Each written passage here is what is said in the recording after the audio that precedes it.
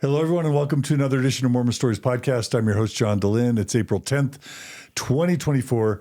We're here with Margie. Hey, Margie. Hey. And we are so excited. This is an interview we've been working on for, 6 months. How long?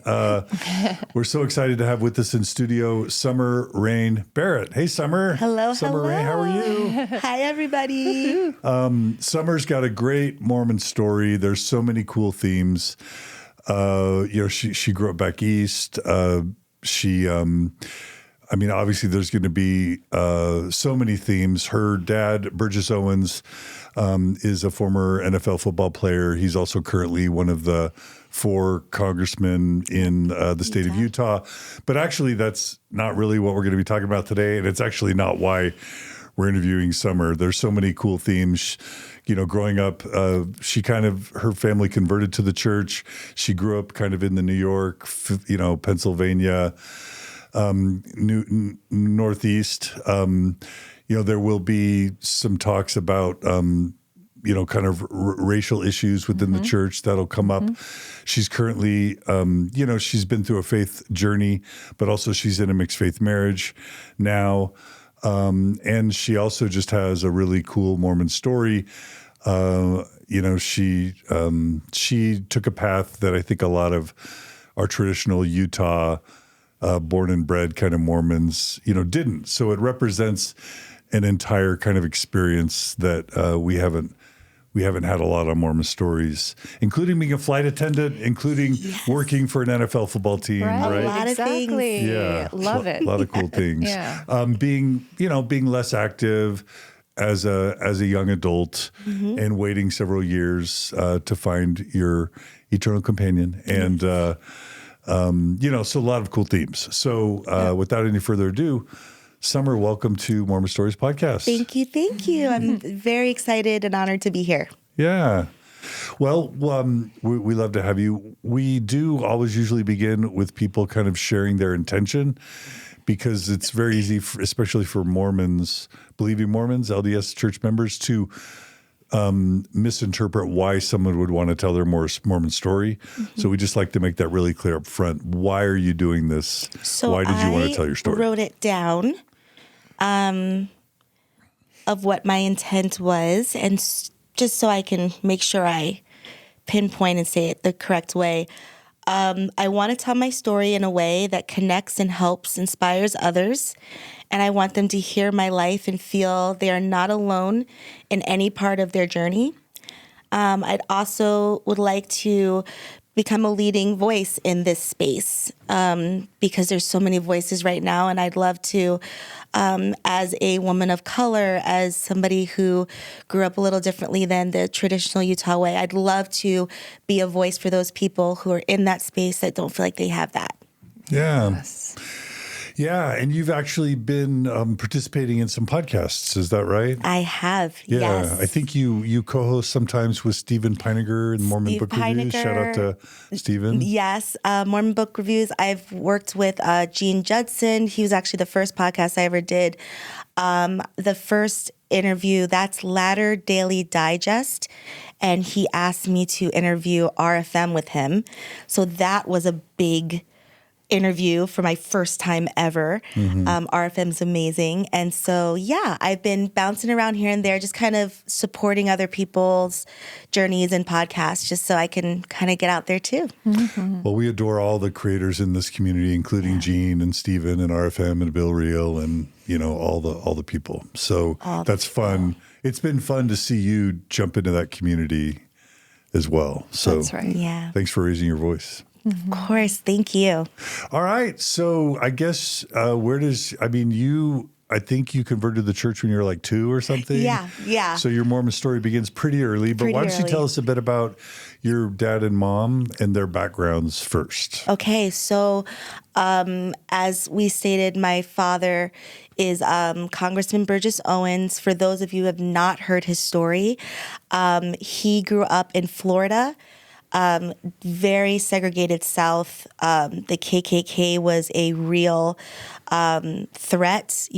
Burning crosses, things like that were actively happening during his childhood. He grew up Baptist, but it was completely segregated. He said he didn't actually see a white person until I believe it was 9th grade, 10th grade. So it was a segregated community, but their community was very focused on faith and family. Because they couldn't trust the government, they tended to rely on themselves. So their community in itself thrived, even though it was segregated. And my father he likens it to Remember the Titans because his high school desegregated. And so he ended up going to Ricketts High School, and What they part were of the Florida first again? ones. So this is Tallahassee area. Where is that? For those who don't know Florida. Tallahassee Panhandle? Is that Panhandle? That is, it's not Panhandle. See, I know it through sports. So like Florida State University, gosh, I'm seeing it in my mind on the map, but it's not Panhandle. It's over, they can look it up, Okay, John. we'll look it up. Yeah, we'll look it up. Sorry. I'm just trying to get it. Margie's giving me the stink eye. Okay. I'll look it up. Tallahassee. Yeah, it's Okay. not Orlando. Okay. It's not Disney. Okay. But so he grew up in Tallahassee and then ended up going to his high school. His high school desegregated his high school year. So they started sending him there. And he had it was a tough transition for all of them. He actually, to this day, he tells a story about how he was playing football and they were lined up and they all had their cleats on and they had to jump in between each other. So it was kind of like a human ladder and they had to jump in between and everyone was laying down. And the quarterback on purpose landed on his ankle. And cut his ankle with the cleats. Was he white? He was white. Okay. And yeah. it was on purpose. And to this day, my dad still has that scar on his ankle. And it's just kind of a reminder of where we've come. Yeah. Because they, like he says, Remember the Titans, it was very difficult. It was difficult for both sides of the fence to try to come together when they've heard such bad things about each other. So he was raised Baptist. My mother was raised in Trinidad and Tobago, which is an island in the West Indies. It's by Venezuela. That I know. I know where that is on the map. And so she was raised Catholic, but my family on that side is very diverse spiritually. So there's Christian, there's Catholic. I also have a lot of Hinduism in my family on the East Indian side. So she grew up Catholic, but understanding and seeing all these different beliefs and spiritualities within her family dynamic. So that is my parents' upbringing. It was Baptist and Catholic, two very non-high demand faiths. And so they kind of came in it together, believing in God, but not really having these things that they had to do to be a member of their faith. Yeah. Let's see. At what did your parents meet and marry before your dad went to NFL or No. after? Okay. No. Okay. So do you want to just talk, like, how'd your dad get to the NFL? That's a pretty big deal. So, yeah. So, like I said, they were desegregated in Ricketts High School. And he ended up getting drafted. Oh, I'm sorry. Not drafted. He ended up going to University of Miami. And he was the first of 3 Black players at University of Miami, which is crazy to think about now when you look at Miami and the way it's made up. But they had all white team, and he was the first of 3 Black players there. So his whole experience growing up was one of transition and kind of seeing the world changing in front of his eyes, which is pretty cool. Then from University of Miami, he was drafted first round, 10th overall, 13th overall to the Jets, the New York Jets. And he went there. It's kind of funny. And I'm just looking at dates. It looks like, is this right? He was with Miami from like 1970 to 72? Yep. Does that sound right? Yep, because he was drafted in 73. So as late as the early 70s. Yes. Miami was still a white football team. That's crazy. Isn't that crazy? Wow. Okay. It's so crazy. Yeah. And so he was a trailblazer. he was kind of desegregating University of Miami football. Yeah. And what's interesting is he just received the Trailblazer Award at University of Miami last year for that. So I don't know. I'm really proud of my parents and kind of how they forged their own paths in a world that was changing rapidly. 73 was when he was drafted to the Jets. And even with the Jets, he played with them for 7 years, but he was a union rep. He was the union rep for New York. And there were a lot of things that the NFL was doing at the time that are just ridiculous if we think about it now. But they would medical records. If a player was injured, he had to go to the NFL doctor, and they were not allowed their own medical records. So they had to trust that this doctor is giving them the right stuff to put them back on the field. So And that's a conflict of interest because maybe the doctor would provide care that's best for the team, but not for the individual. Well, most of the time it was that way. Yeah. There's something called the shot that they would just kind of give them on the sidelines and throw them back in. Right. So there are a lot of player rights that my dad was kind of on the forefront as a union rep trying to get done. This was also a time when the NFL would only allow certain players in certain positions based on race. So like a quarterback could be black, for example. Quarterback could not be black. And they were considered thinking positions. So my dad being a defensive back was a pretty big deal. I know, isn't that crazy? So was that defensive back considered a white position? Yes, it's considered a thinking position. Oh my gosh. Yeah. So it's just so crazy because that wasn't that long ago. Right. So anyway, he was fighting for these rights, and the New York Jets were very upset that he was a union rep. So they ended up trading him to the Raiders, the Oakland Raiders. And the Oakland Raiders then were kind of known for being a rambunctious group. They were the renegades, where people go when they're out of control. So back in this era, there was free agency in the sense of you can walk on the team, but players had no say on trades or anything like that. So there wasn't any type of label where they could say, I'm going to be talking to these different teams. It was just the teams that would talk and just kind of trade around. So my dad ended up going to the Oakland Raiders, and he won a Super Bowl with them the first year. They're the first wild card team to ever go to Super Bowl and win. Your dad's got a ring. He's got a ring. Wow. And that was in 1981. Huh. I like to say it was because of me. Because that's when you were born? I was born in 80. Okay. So I was 6 months old. You're the difference maker. I'm the difference Summer's maker. the difference maker. He was I'm the overflowing reason. with the joy of summer. Yes, and he just took that on the field. So yeah, that was in 81. Now, my mother, she, like I said, was raised in Trinidad and Tobago. My grandmother came up by herself and left her 4 children in Trinidad and just got a career up here in New York.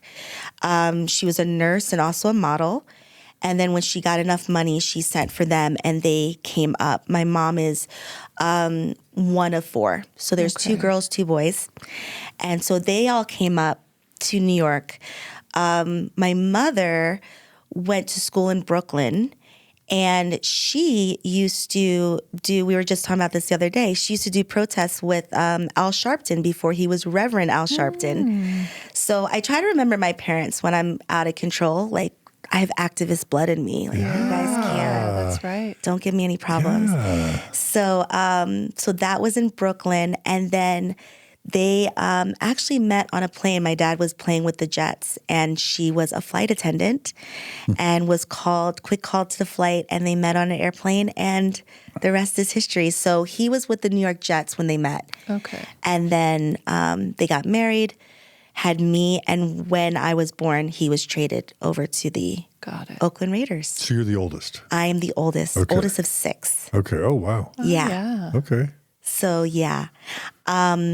But I was actually baptized, I think it's Episcopalian. Yeah, Episcopalian. They sprinkled me in everything. So my parents were always looking for The something. truth. The truth. No, Yeah. I'm kidding. I don't know if they were looking for the truth kidding. as much as my mom always says. I just knew I didn't know it all. And I knew I wanted you to not look at me like I knew everything. And so I wanted you to find something that was greater than you, than me, sorry, as a parent. And so she and my dad kind of looked at different faiths to find out which one would really help our spirituality individually. But when my dad was with the Oakland Raiders, he played with Todd Christensen, which a lot of people will know. He came out of BYU, fantastic player. And Todd was a member of the church. And my mom was very close friends with Kathy, his wife. And that they ended up converting my parents to the gospel. Do you know around what year that was, just approximately? Yes, I do actually. It was 83 because I was three years old. I believe it was the year they actually got baptized on New Year's Eve, going into New Year's Day. And my dad thought that was normal, but he realized later it wasn't. Yeah. But they just wanted to get them baptized and everything. So they're like, okay, you have a flight to go back to NFL and that. Let's get you guys in right now. So he says a lot of people came. A lot of people from the Oakland Raiders came to support that were not members. So it was a really nice, fun time. It's interesting because my dad, when he was kind of looking, they were looking with intent, but not, let's go to every Sunday. And he said that he was invited to dinner one time and he walked in and the missionaries were there and they had the elder thing. And he was really into learning people's names at the time. So he said that he's like, oh, this is easy. Elder and elder. Both of your names are elder. And so that was his first foray with the missionaries. But yeah, they end up getting baptized. I have a question. Yeah. So for those who don't follow kind of the chronology of Mormonism, 1978 was the year that I guess we could say Black Mormons were given full fellowship in the church. So prior to 1978, Black men couldn't hold any priesthood offices in the church or hold the priesthood, and Black men and women weren't allowed into Mormon temples to get temple blessings, that sort of thing. So 82 or 83 would have been 5 years after the church stopped being formally, structurally, organizationally racist. Right. So that's a really interesting time for your parents to be joining, being people of color. Right. Have you talked to them about if they knew about the priesthood ban when they got baptized, or maybe they didn't know, because most people of color who join the church, they're never told that the church had that history. But also, if they knew about it, have they talked to you about how they reconciled that? So that's not one of the lessons that the missionaries teach. So very interestingly, he had no idea. He never knew about the ban up until I believe it was 2 days before he was going to be baptized. I don't know if it was a friend or family member that said, that this is, this is the history of the Mormon church. They're very racist. And he he was shocked because he never heard that. And he called Todd Christensen. Todd comes over with his books, and he's trying to explain to him why and where and all of that. And my dad says he had decided not to get baptized. But then I believe it was the stake president came over. They were all sitting around the table for dinner. And the stake president looked at my dad and said, you know, Burgess, it's interesting. The Lord gives us just enough, and then he asks us to take the next step in faith, which is a very stake president thing to say. But my dad heard that and thought, you're right. We don't know everything. And I've been given all of this. I'm going to take the next step in faith. And he was baptized. So it's interesting because we always knew about the priesthood ban, but it wasn't something that was talked about ever. It was kind of, it happened, we don't know why. Kind of like polygamy. I was raised personally that Brigham Young was one that was polygamous. I didn't know anything about Joseph Smith growing up in New York. But it was always, well, yeah, we did it, but it's done. Like, we're not doing that anymore. Same thing with the priesthood ban. And so when I talked to my parents about it, it was more, we don't know why. We never even heard reasons. I mean, we never even heard they weren't valiant in heaven, or we never even heard reasons. It was just, it happened. We don't know why, but it's not that way anymore. And so that's, yeah. So they did know, but as much as you can know on the East Coast, I guess. Quick follow-up. Thank you for answering that. You know, I was like paying attention in the 80s, and the Mormon church, like all religions, like to kind of tout their celebrities. So you grow up learning about the Osmonds and they're Mormon, and the Marriotts and they're Mormon, and Steve Young, the football player, and Ty Detmer, or like Jimmer Fredette. Like, Mormons love their celebrities. I don't remember hearing as a boy that this awesome black, football player from the Raiders is a Mormon. Let's celebrate. And again, now that I think about it, that's only 5 years after the ban. Did your dad or your parents get celebrated as like, wow, this is a huge deal, let's put it on the front page of the church news, celebrity, or was it sort of kept under wraps, or do you even know? So I know we weren't in a social media age, so I know where we were, it was celebrated. It was a pretty big deal. In Oakland, but we lived in New York, and then we were in Oakland during the season. So it was a pretty big deal to have an NFL player, a black NFL player, be part of the LDS church.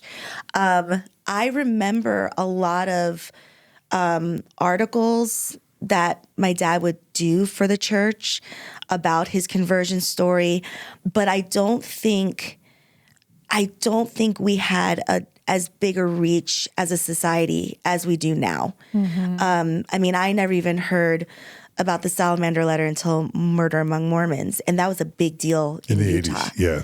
But my parents never knew about it. Oh. They've never heard about it.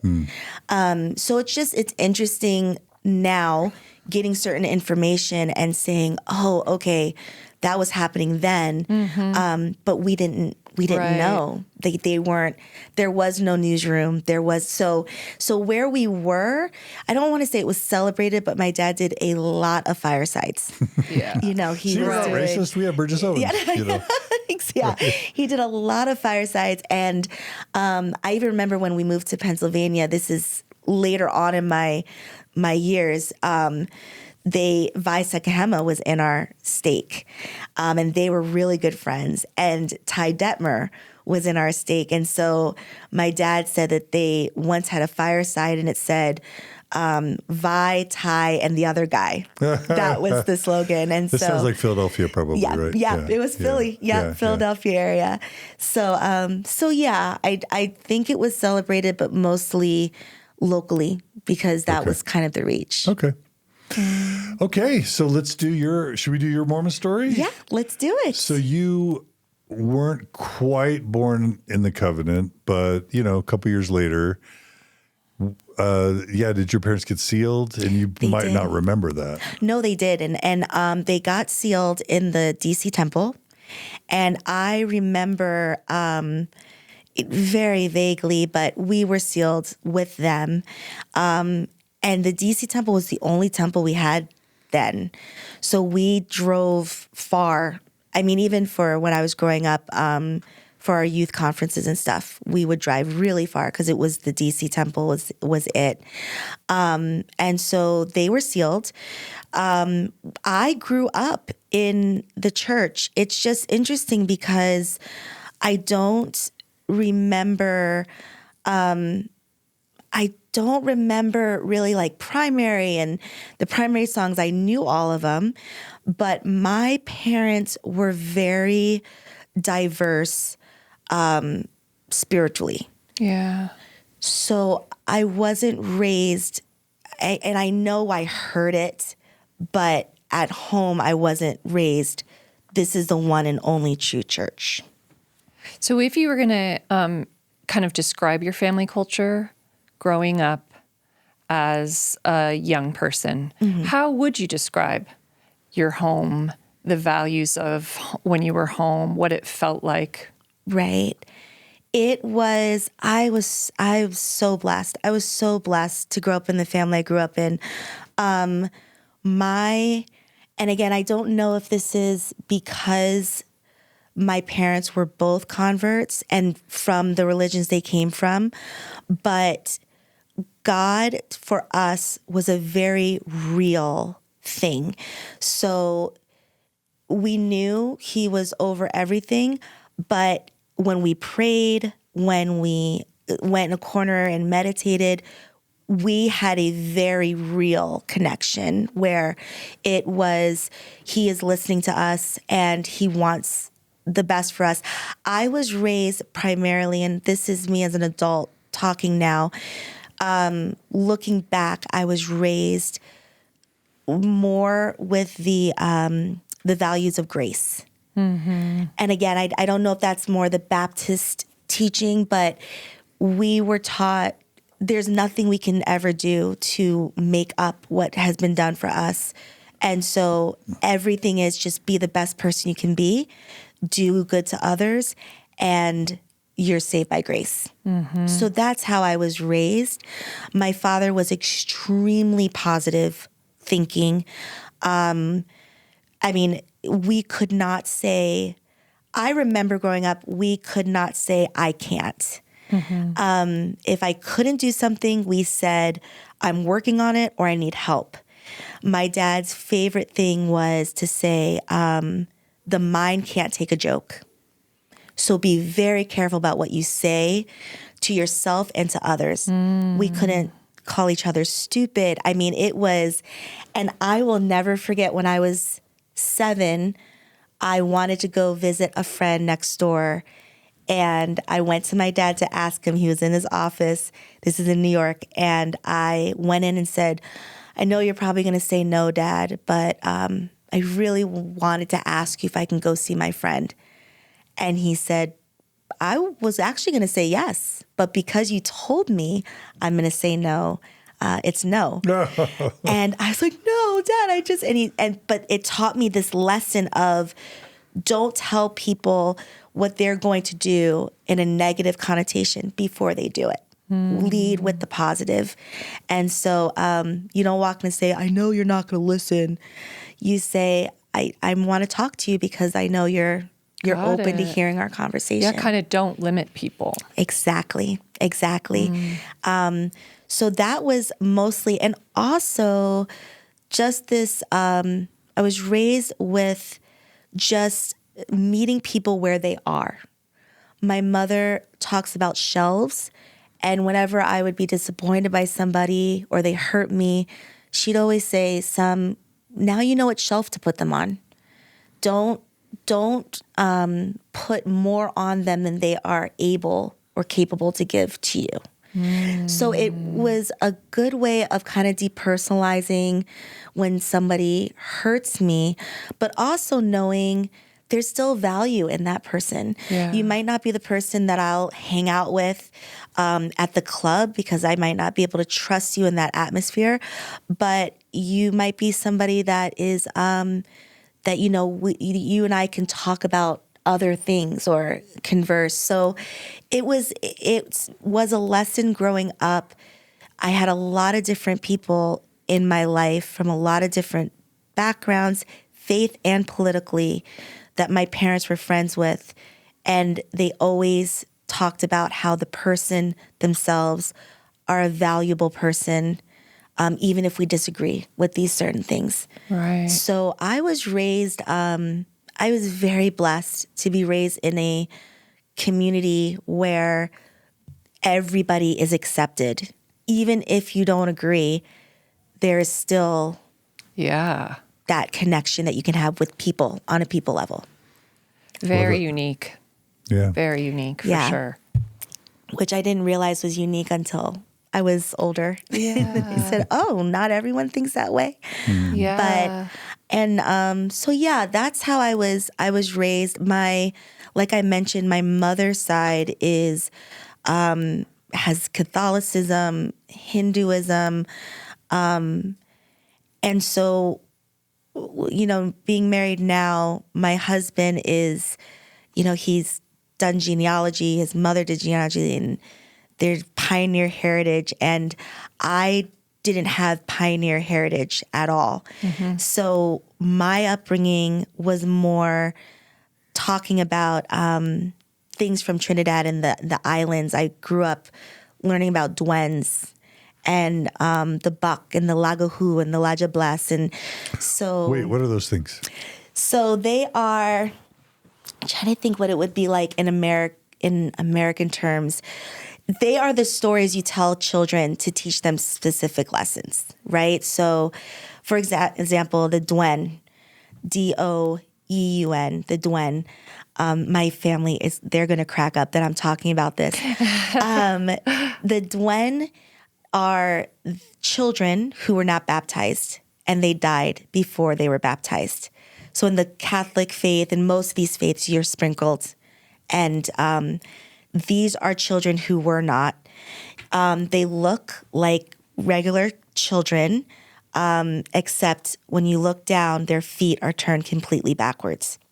Interesting. So that's how you can tell it's a duen that you're in front of. And what they do is they steal children. They have children come into the forest, and you never see these children again. And so that was a cautionary tale of you need to be baptized when you were born as a baby, because if you die, then, you can become a duen. My grandmother told me that she met a duen. I mean, this is how I was raised. So these are like demons, basically, dead people that are never baptized. So now they are like spiritual zombies or demons that cause mischief in the world. Yeah. I never thought of them as zombies or demons, but now that you put it that way, I mean, they're like children zombies, I guess. But it's interesting because, like I say, my grandmother, she told me when I was a younger girl that one of her sisters was very sick with a fever at home, and they had to go to the local well to get water. And so she didn't go with her sister. She went by herself, and she got the water. She had the bucket on her head, and she's walking back, and she sees her sister at the tree crying, just sobbing. And she's like, why are you there? Virgil, what's wrong? And every time she would get close to her sister would get up and start backing up more and more into the forest. And she is crying, and she's saying, Lena, Lena.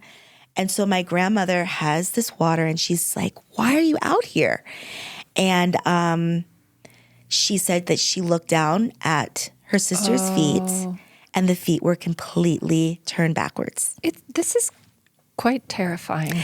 Was that for you, or was it fun, or was it just cute or interesting? Fun. Was it mythical? It was mythical. Was it mythical, or did it feel real? Like fairies, Yeah, or like that's leprechauns, the mythic quality. Yes, that's different. But right? you weren't terrified, like they were going to possess you or kill you, right? No, because I didn't live in Trinidad. And from what I was being told, they were in the country because people had habitated these cities, Port of Spain and the lights and stuff. So you have to go deep into the country to see these creatures.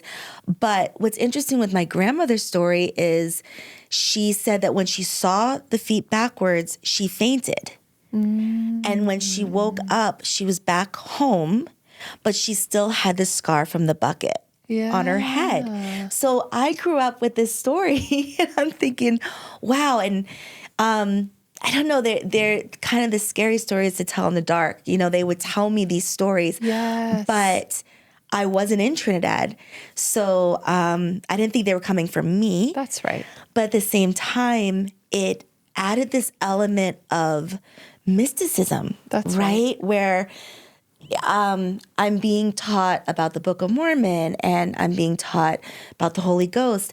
But I also know for no doubt that there is a Laja Bless, which is a beautiful woman who wears a big broad brim hat. She has one cow foot hoof. That's how you know it's a Laja Bless. And she takes cheating husbands and takes them away. The Lagahu is a gorgeous male, and he does the same thing to women. And so it all told a story, but I believed that these were real things. Got it. Yes. And so I grew up being able to take all aspects of my parents' spirituality and kind of put it into Mormonism. Yeah. So yeah, I mean, there's the Obia, who's a witch doctor that in Trinidad, it's the Obia man. And if you want something or need something, you go to him and he'll make you something. To this day, I believe very strongly in certain things that I just won't mess with because it's just so ingrained in me. And it's interesting because I'm reflecting as I think about other religious traditions. It's like every culture needs its myths or it's even superstitions. Yeah. And I'm not saying yours is a superstition. When I met my husband, that's the first thing he would say, Summur and her superstitions. They are superstitions, but they're so ingrained. When I had my daughter, she had hiccups and I got a thread. I licked the thread and I put a circle on her forehead to stop the hiccups and they stopped. So, I mean, these are things that are so ingrained that you do them without thinking. Yeah. But then when you say it out loud, you're like, wait, what? I put thread. Wait, how does that even? But what I'm noticing too, you kind of started by saying your husband did genealogy. And in some ways, are you saying also that these stories live inside you and they're also a tie to your ancestry, to a sense of, where you're from? And so 100%. Is that kind of what you're saying? 1,000%. Yes. It is who I am. And I'm just so proud of that. Yeah. For my husband, he's proud to hear that his ancestors crossed the plains and, they did all of this. And for me, I have such a rich history of my Portuguese side, my Spanish side, my East Indian side, having these stories, and it's their own culture. But I do recognize that all cultures kind of have their own stories and superstitions. But I know mine, which is what makes it so amazing. I love it. Yeah. So when you're licking the thread, and you're putting it, you were saying, right, on your... I put it on her forehead in a circle. So it's like you wind it up kind of like a snake, kind of in a thread. And my grandmother was there. when I did Yes. it. And It's connecting. and it stopped. Yeah. Yeah. So yeah. my husband's a doctor. I'm like, do you know how to stop hiccups? Because I just did. Yeah. And so it's really great. And I will say too, my father is what they call ADOS, American descendant of slavery or enslaved people. And so he has done genealogy a few years ago and was able to trace his great-great-grandfather, Silas Burgess, and he was 8 years old, came over in the belly of a slave ship. But my mother's side allows me to track more. On my father's side, there's something called the wall that I don't know if that's the term people really use, but we call it the wall. There's a certain point that you just can't trace anymore because of slavery. Yeah. There are no records. And That's so, a loss, huh? Yeah. And so for me to have that on my mother's side is it's a wonderful blessing because I have a lot of history from my father's side, but it stops at some point. Whereas with my mom, it just continues. It continues through us, through That thread. is beautiful. So, That is beautiful. Wow. And when I just really quickly, two things. When I think about the, for example, the children's spirits with the backwards feet, what are they called again? A Dwen. Like clearly, at least one of the functions of that myth or belief is that it encourages everyone to be religious and faithful, right? Because they don't get baptized if they're not part of the church. Yep. And there's a social function to that, a pro-social function of having everyone have a common set of values and a community and spirituality and tradition. Yeah. So I can see why there'd be a pro-social function to the belief in the Dwen. Absolutely. And then the second, the ladies that snatch people if the husbands cheat or whatever, that's to discourage That's right. unfaithfulness and to encourage family unity and family connection and fidelity. The third, was it the medical? What is it? The third you mentioned? The witch doctors, or what was it? the Obia man. Yeah, it's a witch doctor. And what purpose do they? He's a witch doctor. Healing. So healing or so people are sick and gives them hope, gives them a sense that there's healing and absolutely. Yeah. I mean, you're putting it in such a nice way, John, because these stories terrified me. So I didn't think of it as unity at all. Well, and maybe it encourages you to pay attention, to take life seriously, and to watch your behaviors. Absolutely. Because if you don't, bad things will happen. I think it goes back to the human condition of wanting to have a reason and to know. Yeah. Oh, to get certainty in the world, like certainty. in a crazy world. Absolutely. These beliefs help And you protection. feel like, Absolutely. I mean, I, in school, loved mythology. I loved reading about Greek mythology, Roman mythology, and it's the same thing. That's right. Where it says, okay, why is the sun going down? It's this human condition of we want to know, we want an answer. So sometimes we just create one. And I mean, there's something called a souvenir in Trinidad, and that is if it's a vampire that comes at night and sucks your blood. But it's mostly when people had a hickey or a bruise. And they would wake up and there's a bruise. They didn't know where it came from. They're, you were visited by a souvenir. So it's this. We need to have a reason and an explanation for it before, the secular world came in and said, okay, this is, you bumped your knee and the bruise turns this. Before all of that happened, they were in the country trying to figure it out for themselves. Yeah. So it's kind of cool. Yep. It's kind of cool. Yeah, it is cool. And the other thing that comes to my mind is when I think about religion at its worst, it's trying to be the meal. It's trying to say your whole life and your whole life's purpose is to be religious. Yeah. I think that's when religion goes wrong. When religion's like the salt, kind of like Jesus said, when religion is the salt to the meal and your life is the meal, but religion is just the salt or the flavoring, then it can just be a positive support to a life. And it sounds like by being converts your parents and your family. Yeah, right. And then by having these other multicultural beliefs, it's like salt and spice, where it's not the meal of your life, but it's just there to enhance your life. I mean, so far it's sounding like a very positive experience. Yeah. And I've never heard of it that way, but that's exactly what it was. It was seasoning of the meal, but also, and again, this wasn't directly said to me, but it was understood. Some people don't like salt. Some people like pepper. So their seasoning might be a little different, but that's okay because we're all still eating. Right. There was no dogmatic, this is it. And if you don't go this way, it was everybody needs to connect in some way. And as long as they are connecting in a positive way, they are a good person. Look at them, look at their character. And we have the gospel. So we have this, but other people might have something else. It was never looked down on or looked up at all.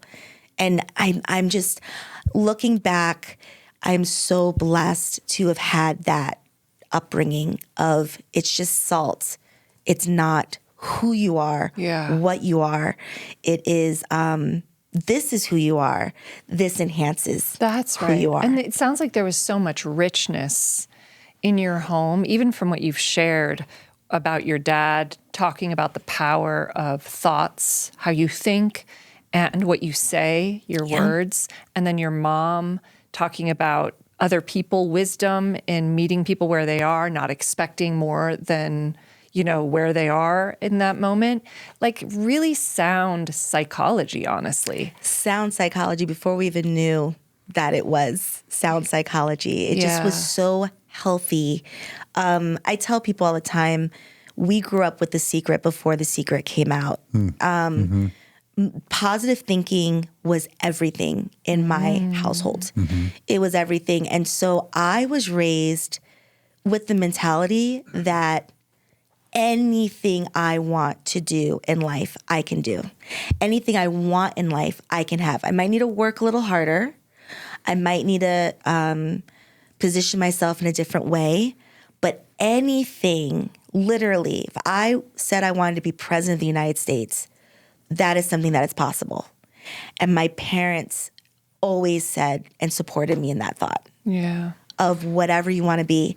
So it was just interesting growing up in a world that doesn't think that way or speak that way. Right. But I'm in my house and this is what I'm being told. That's right.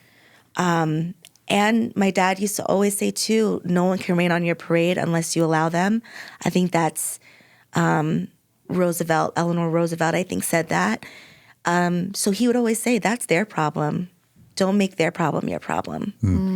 And so it was interesting being raised on the East Coast where there's a lot of diversity in thought, race, and culture. And, people always talk about color blindness or not seeing race.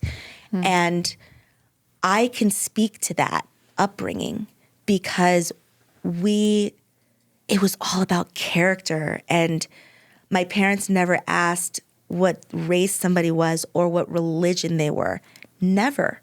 We were the minority in religion. So they never said, is this person LDS? It was always, I want to meet their parents. Are they good people? And if they're good people with good character, it didn't matter what race they were, what religion they were, what culture they were. So it was a great beginnings for a child to think, let me look at people as humans. Yeah, I love it. Sounds like maybe an ideal experience. Weirdly, because you're not in Utah, you're not in Idaho or Arizona, where Mormonism is most prominent and thriving, and that seems like that was a really good thing. Yeah. So let's talk about how Mormonism affected your life through your teen years.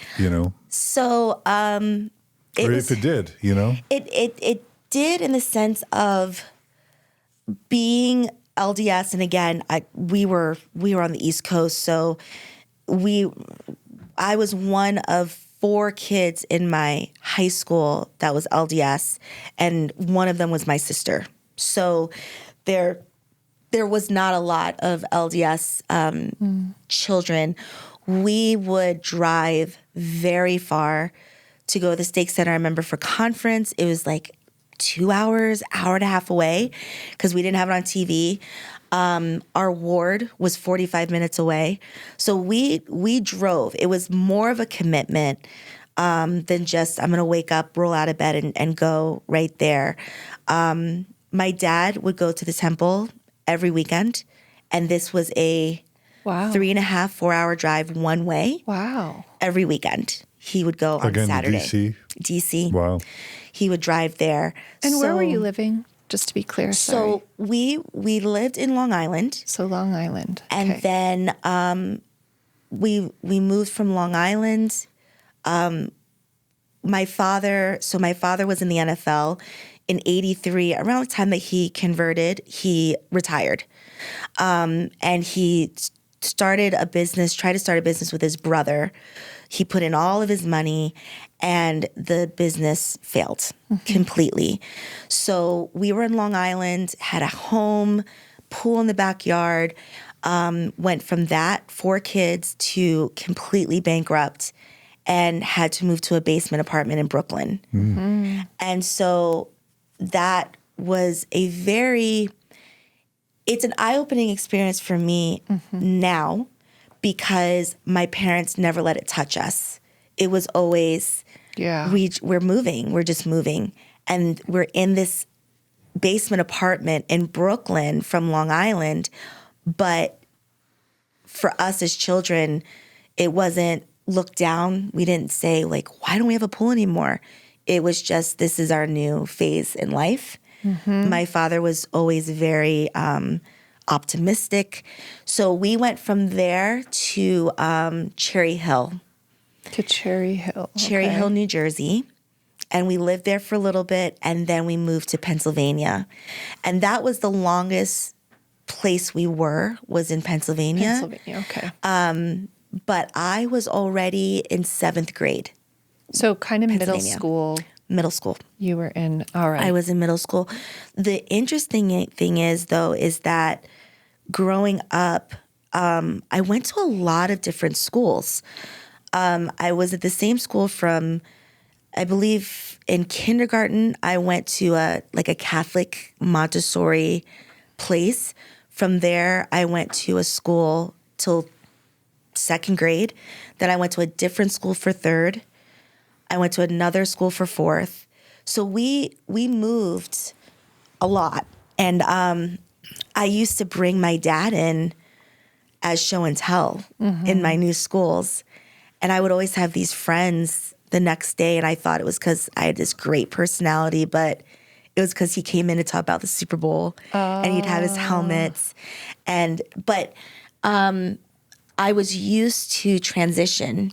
Yeah, because we always had our family, that core. Unit. I had my unit, and so no matter what, we were always good.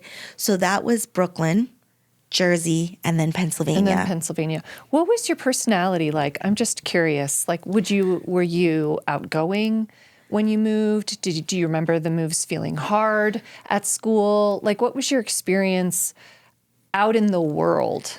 Like, and this idea of some of those principles playing out, being positive, whatever you're experiencing in your home, when you get out in the world and you're moving from school to school and in these different environments too. Yeah. Do you remember that? I do remember. And I don't know the term, but I think I'm an extrovert, introvert.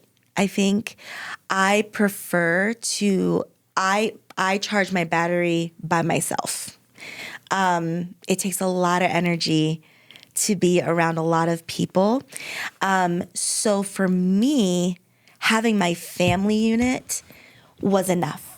It was Yeah. always enough. My parents could move us, but my mom was so focused on family that no matter where we went and no matter what we did, that's what we had.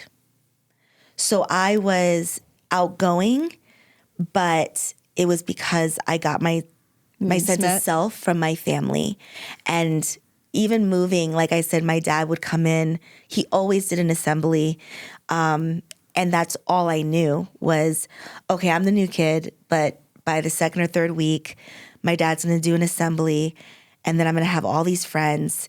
I never equated it to your dad's a celebrity or we're in New York and he played with the Jets. Never. It was, and my parents never put that on me. They weren't like, your father is this. It was, you're amazing, Summur, and people want to be your friend. And so growing up, I just was about family. Yeah. It was all like about my family. Beautiful. Beautiful. Yeah. Okay, so when we think about your time, your adolescent years, and you've probably heard Mormon stories where people talk about their typical teen years growing up Mormon, the youth activities, the rules, the types of the typical things people talk about: law of chastity, word of wisdom, seminary, and the roles the church played as you're trying to figure out those high school years. Was it just all positive? Were there bumps? Was it good for you? Was it not good for you? Was it really not even a factor? How would you say the church impacted your years through your senior year of high school? So I would say the church through my parents was amazing. But the first time I'd ever experienced moral judgment was at church. And I didn't know what that felt like or looked like because, again, my parents being converts, we have family and friends that are not members. So the moral judgment isn't whether or not you drink coffee. It's, are you a good person? Did you scam your best friend out of money? So I just remember I was a volleyball player at school, loved volleyball, and we would have, I don't think they call it mutual anymore, but mutual youth activities. And again, it was a drive. It was 45-minute drive. Yeah. So I would go to volleyball practice and then from volleyball practice drive to youth activities. And I remember my young women president at the time telling me that if I could not change my clothes before coming, not to come. And this is the 90s, so it wasn't, volleyball was like the shorts were down, but it wasn't past the knee. And she just said, if you can't. So I went home and told my mom, and she went in and said, don't ever speak to my child again without me being present, number one. And number two, you need to be lucky that she's even coming. Oh, wow. Yeah, that's Advocacy. that family. Advocacy. Yes. Your family's got you. Yeah. And so it was interesting. And she never, to this day, she's never talked to me without my mom present. Yeah, but that is, I remember thinking, why are my shorts an issue? I was trying to understand why, if I'm going to school, being a great kid, why am I not allowed to be at this youth activity without my kids? Why am I not allowed to be at this youth activity because of my clothing when this clothing is what I wear at school? So it's kind of like, why is this the meat right now? Why is this mattering? Exactly. And I had a very difficult time understanding that. I was growing up, I should probably say this too, I was a very precocious child.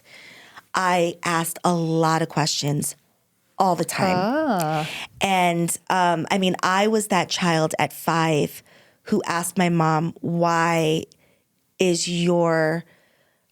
Santa's handwriting on the presents look like yours? That's right. I mean, I was that kid. We love it. I was that kid. And so I was always questioning, like, but why? That doesn't make sense. Why? And so anyway, that was my experience. We did early morning seminary. And that was a sacrifice because it wasn't at a seminary building. That's right. We would drive. Across from the high school. Across from the high school. Yeah. It wasn't, I believe it started at 6:30, 7, and it was before school. Yeah. My sister and I drove 30 minutes to get there. But I graduated. So yeah, it's interesting because my church experience at home, what my parents took from the gospel and taught us was amazing. But then I did feel like when I went to church, sometimes things that were said and done didn't line up to who or what my parents said that we should be. Yeah. Do you have examples? Outside of the shorts, there were, for example, because I changed schools so often and we didn't have cell phones, it was very difficult to keep track of people that I became friends with. So I just never did. But I was that person that always had like one friend, 2 core friends. My sister, one of my sisters is the complete opposite. She always had like 20 friends. So when I moved to Pennsylvania, I became friends with this girl, Sarah. Her mother was a chain smoker. When I would go over there, she'd have boxes of Marlboros. She was very, just the complete opposite. They didn't have religion, but Sarah and I were inseparable. That was someone that my young women presidency would not allow to come to girls' camp. Back then, and again, I don't know how it was in Utah, but it wasn't every member missionary. They would say that, but there was a very judgmental thought process in my community growing up in Pennsylvania. But it's interesting because we also had a Boy Scout scandal that happened in our ward. And Floodlit, shout out to them. They have all the information about that. But there was somebody who preyed on some of the boys in our ward and abused them. But he was accepted, but someone like my friend Sarah wasn't. So again, he was a priesthood holder member who was abusing children. But your friend had a mom who smoked. Right.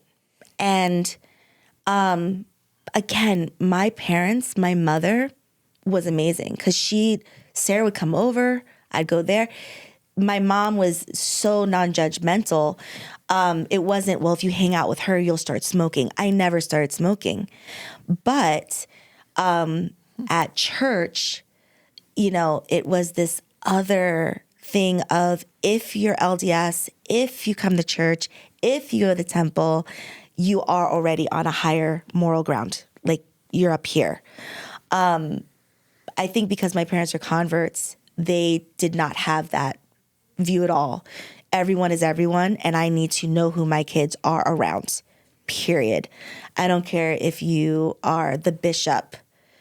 People are people, and I want to make sure who my kids are around.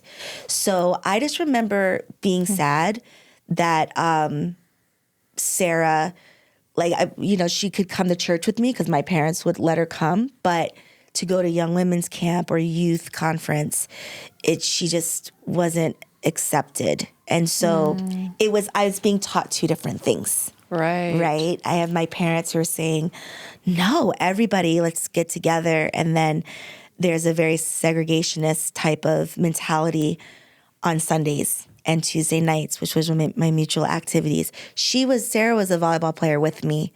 And I remember she went to one activity with me and never came back. So Wow. that was my experience. And even with the abuse, the Boy Scout abuse that happened, we were kind of told that this doesn't happen, right? So this guy is an anomaly. People don't do this in the church. And so I, again, in the back of my mind, was always thinking, people are people. You don't know what they're doing. You don't know who they are until you know who they are and you know what they're doing. Yeah. So yeah, it wasn't judge off their skin or religion. It was content of their character. That's who they are. One thing I'm noticing that is so clear is just how for your story, it is so different than many of the stories. I relate to aspects of your story. I grew up back east. My parents are converts too. But this idea for most people, their family culture is quite merged with what you're experiencing at church, right? They're kind of one and the same. And in many ways, the family culture operates with some of the reinforcers and controls of the church while you're not at church, right? Yes. But what I'm hearing for you is that your family culture actually differentiated from your experience at church, right? Yeah. And that there was power in that. Because what I'm also hearing is, so you have different values that are going on at home than what you're experiencing at church. And one of the values is that you are connecting to yourself, connecting to your experience, to your own critical thinking. You're being taught how to think about people, and that's truly, truly powerful and quite different, I think, from many people's experiences. Would you agree? Yeah, and thank you for putting it that way, because that's exactly what it was. It was a differentiation of how people will say they want to live, but we're actually living it in a way. I mean, my parents, they were very much missionaries, and they wanted to spread the gospel. So there are quite a few people on my mom's side who got baptized. Oh, so interesting. Yeah. Yes. And it's so interesting because I have an uncle who still drank. He got baptized, and he would be like, yeah, I'm the drinking Mormon. And he would fight people who talked bad about the church, physically fight them, because that makes sense on my mom's side. So this is the West Indian side. But it made sense to me, because I said, this is what works for him. You know, my high school, we were just talking about this last week, my high school graduation, my uncle, came down. Both my uncles came down, actually. And the first thing they did was pick up beer from up the street. And my parents, I mean, it's kind of crazy to think of now. It was a different time, but my uncles, that's what they did. They drank beer. And so there was no, this is not allowed in my house, or it was in the fridge. We didn't drink it, but they did. Right. And my Uncle Eddie's he's gonna cook, and he's not gonna cook well without his beer. Yeah. So it's just so interesting, because looking back, that was my upbringing. There was no, you can't sit with us mentality ever. It was, come as you are. And we're just so grateful you're here. Yeah. You know, and he threw my party in the basement for my high school graduation. It was just my family and like 2 friends, but he had his beer, we had Calypso, and it was just so amazing and so loving. But advocacy was huge with my family. And so I always knew this is what well, I say I knew, but my belief was this is what Mormonism is. Yeah. And my mother especially made sure that I was in that bubble. No one is going to talk about your clothes, your race. That's not going to happen. So I was in a bubble within a bubble. And she made sure that no one popped that bubble. Wow. Yeah. All right, can I follow up with that? Yes. So how did you experience that in high school, the popping of that bubble? Like, still true in high school? Don't bring up race, don't bring up clothes, don't bring up, or whatever the case may be. Was it easy? Like, did you experience life that way? And let's just maybe move to high school during your high school years as well? Yeah. Or did something start penetrating that bubble a bit? What was your experience? No, nothing penetrated. My mother is amazing. She's just amazing. And I mean, it was interesting because I became my mother when it came to advocacy, and no one is going to mess with my family. But I remember telling my siblings, and they remember, don't tell mom what's happening unless you want something done. Mm-hmm. Like, if you just want to talk about it, talk to me. Don't tell mom unless you want something done. So it's interesting because when I was growing up, we talk about bubbles. When I was 9 years old, 8 years old, I still believed in Santa. And I remember being on a bus and this kid, he was about 12, 13, saying Santa wasn't real. And I went home and told my Mom, this kid on the bus said that Santa isn't real. And she, the next morning, she put on her robe, went on the bus, and said, which one of you kids told my kid that Santa isn't real? And the fact that Santa isn't real is what's so messed up about this story, because she knows. She knows. Right. But she said, which one of you kids? And he, and she said, do not tell my children this. I think to this day, that kid probably believes in Santa still, because my mom scared the crap out of him. But that was my mom. Mm-hmm. This is a bubble. She also used to tell us too, no matter what your sibling is doing out there, you have their back. If they're wrong, you talk to them when you get home, but you never gang up on family out there. We are a core group. So I was very much, because we were on the East Coast, clothes wasn't really an issue. Standards wasn't really an issue at school. I do remember at one point I started getting bullied. This was in high school because of a boy I was dating. His ex-girlfriend was in love with him. And these girls were rough. They were no joke. And they were known for jumping people and putting people in hospitals. Mm. And I remember one weekend, my uncles coming into town, both of them, and we went for a drive. And I was so excited because I love when my uncles came to visit. They're just in Brooklyn. And this is to Pennsylvania. And we drove around. We went to the basketball courts. We never got out of the car, but rolled down the window. We just drove around. We went to just all these places that I don't normally go to. And that Monday, I remember the girls wouldn't even look at me.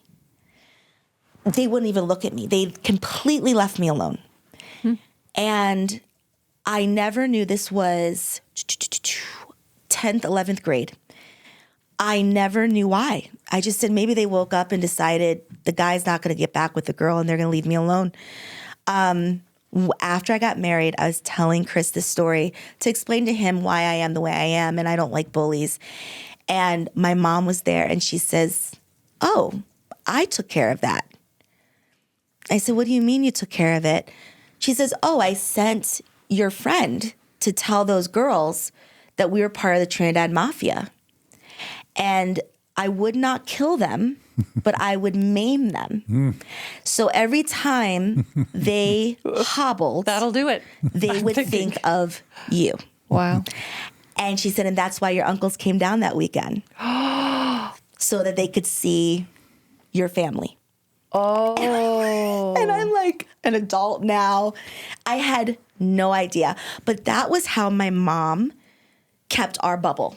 Yeah. There was a bubble where it's like, you're not going to mess with my children, adult or child. It does not matter.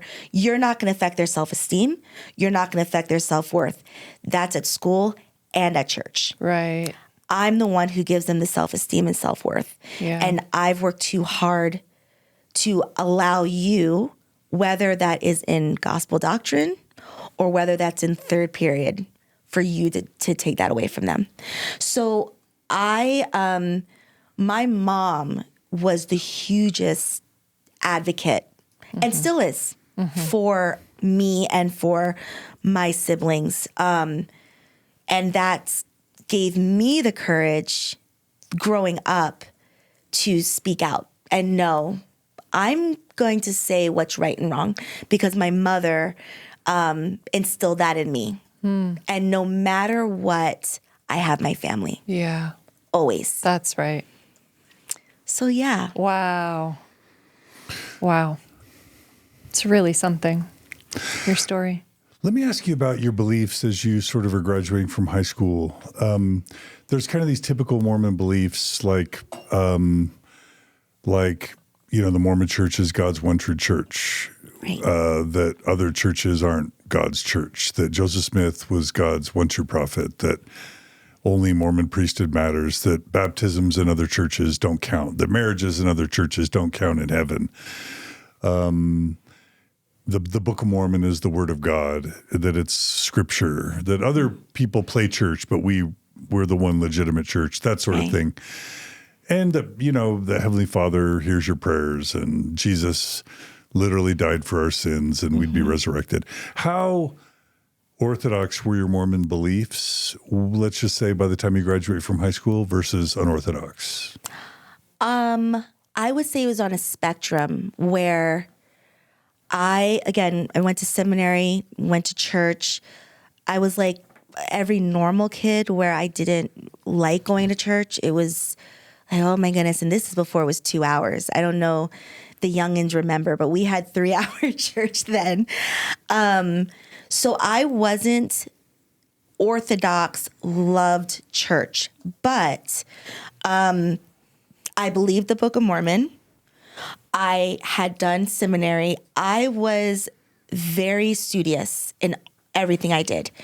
So, straight A student because I liked homework. I liked schoolwork.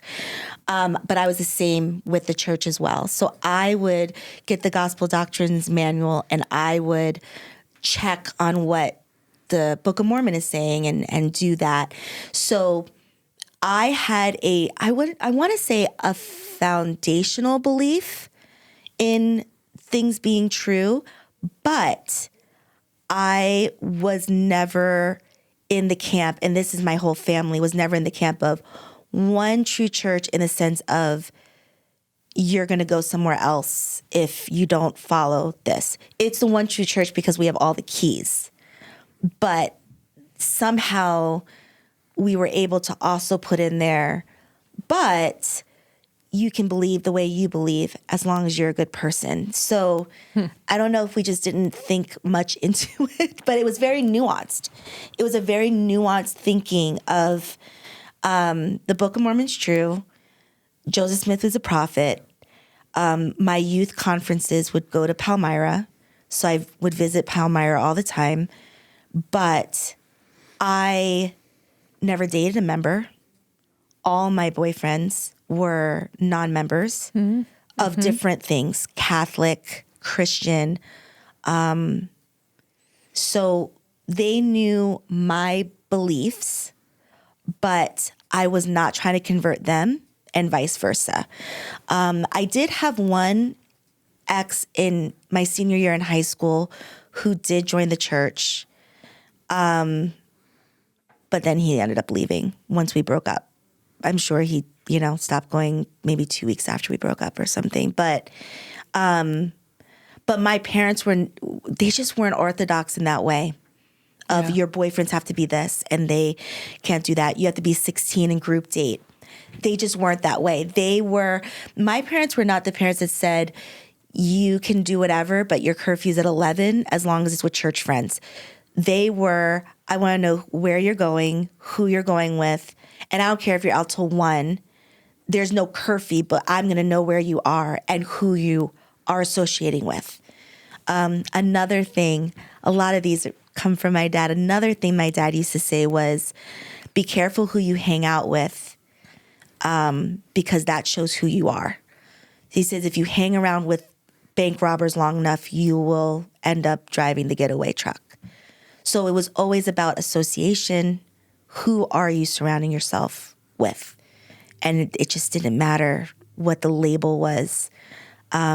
So I was active because I was at home, but I wasn't huge, true believing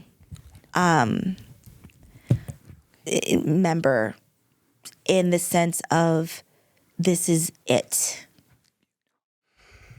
Okay, so this kind of gives us a really good sense of your Mormon upbringing and your family's culture through high school. Mm-hmm.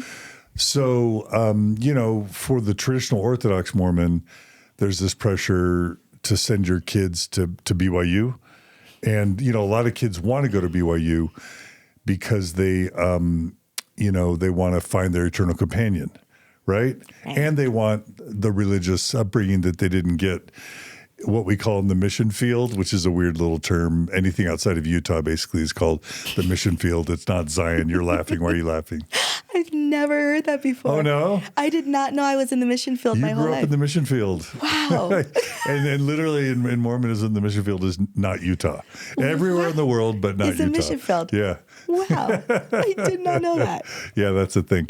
So anyway, were you dying to go to BYU to find your eternal companion? Or not? And were you I got to go on a mission or find my missionary and get married in the temple or not? And if not, why? I'm curious, It's funny because nobody who knows me would ever think that I was dying to find an eternal companion. That just wasn't my thought process. I'm going to keep saying this, was very, very blessed because not just my parents, but my whole family, my grandmother, everyone stressed education. They were just always, and maybe because I dated a lot where it was marriage will come when you find the right person. But when I was looking at colleges, it was not to find a person in any way, shape, or form. What's interesting is I had planned to go to University of Miami. It's where my dad went. He had started to work with some players down there. So from 16 to 17, I would fly down with him to University of Miami. Butch Davis was the coach then. I spoke with Butch. He's like, as soon as you get down here, I have a job for you. My senior year of high school, we moved to the home that my parents ended up staying in forever. So I was in one school from 7th, 8th, 9th, 10th, 11th grade. And then my senior year, we moved to a whole different school. And so when we moved there, my first school did not have a football team. And when I talked about Remember the Titans earlier, I am that little girl from Remember the Titans. Tell us, for those of us who haven't seen it, tell us. Remember the Titans, great film. If you haven't seen it, see it tonight. There is a little girl whose father is the coach of the team that is being integrated. And she is on the sidelines yelling. She's coach? Like, get it together. Black coach or white coach? No. So Denzel Washington is the black coach. And then there's the assistant coach who's white. And his daughter is, she's like a drill sergeant. That was me got it. growing up. Got it. Football was everything for me. But my first high school did not have a football team. So when I got to my senior year, that school not only had a football team, but a very good one where people were, colleges would come out. So I remember going to the football coach and saying, listen, I'm going to be working with the University of Miami football team once I get accepted. I hadn't even gotten accepted yet. So I would like to get some practice and I would like to be the football manager. And it was his first year as coach. And he said, what does a football manager do? And I said, whatever you need me to do. So I would film practices. I was at every single game on the sidelines. It was a dream for me, because that's the closest I could get to football in the 90s. They're not letting girls on the field. So I was right there. And it was like they were all my big brothers. Loved it. So, and to this day, my high school, Downingtown, still has a football manager program that I started. That's amazing. So when I applied for my goal was to study law. That kind of came from my mother because she says that I love to argue. So she always used to say, you'll make a great lawyer. And as I learned what a lawyer was, I was like, yeah, that's totally me. So I was going to study law at and work for the football team. I got accepted. I remember applying to Penn State, their law program, their law, whatever, pre-law school, and BYU. I wasn't planning on going to BYU. I just did it because I think my parents said just apply to BYU as well. And I don't know how it is now, but back then you had to pay for every application you put in. So I put in for that, and I got accepted to all three. And I went into the room and told my father and my mom, I got into University of Miami. I can't believe it. I'm ready to go. And my dad looked at me and said, you're not going to University of Miami. None of my girls are going to go to University of Miami. My son can go if he wants to play football, but you guys aren't going to University of Miami. And I was shattered because this was something that we had talked about for 2.5 years. He was there with Butch Davis. He was there. And he was the guy that was like, don't limit yourself or don't say that. And then all of a sudden you're like, wait, are you giving me a no right now? Right. And so that thinking of anything's possible pops in. And I did my first argument. And I said, Dad, I will go anywhere you want me to go for 2 years. But after that 2 years, I'm free to go wherever I want to go. And he says, okay, fair enough. He wanted me to go to BYU. He now admits that he was worried about it being a party school, and he wanted us to have a soft landing is what he calls it. So I ended up going to BYU my first year. Provo. Okay. I, again, was not planning on it. It was not because it was, I want to find someone there, religious school. It was literally because I needed to put in my 2 years before I could go to the school that I really wanted to go to. Right, to get where you wanted to go. But I truly believe everything happens for a reason. And there were things that happened during that first semester that if I was anywhere else, I don't think it would have, I don't know who I would be right now. And so I'm very grateful that I did go to BYU. Coming from the East Coast, it was kind of nice to go to school and they say a prayer before your test. I just wasn't used to that. So it's like, oh, this is kind of cool. Let's bring the spirit in before I flunk this American Heritage test. So tough. American Heritage was horrible. I was an American Heritage TA, by the way. You were? I was a teaching assistant. Not when you were there, but when I was there, yeah. I've been trying to remember this professor. Frank Fox. Frank Fox. Wow. You liked him? I loved him. Oh, really? But not the tests. I loved his presentations, but I don't know what the heck it was. It wasn't sinking. I loved his presentations. But then I would get the test. I'm like, where did this come from? What are these words? What is happening? That was tough. And I found out later that most people took it their senior year because it was just a tough class. So anyway. Just a little note about Frank Fox. That's awesome. I don't think he's a BYU anymore, but and I don't mean anything by this other than just to give you the information. When Donald Trump ran the first time, when he became the nominee. Let me back up. So American Heritage, the way I would describe it, is like conservative politics for Mormons. In other words, it's basically a class that was designed probably by people who loved Ezra Taft Benson way back in the 70s. Sure. And it's like the Constitution is of God. The founders were inspired. America is the one true, democracy in America. And it's a chosen country. Yeah. And I loved it.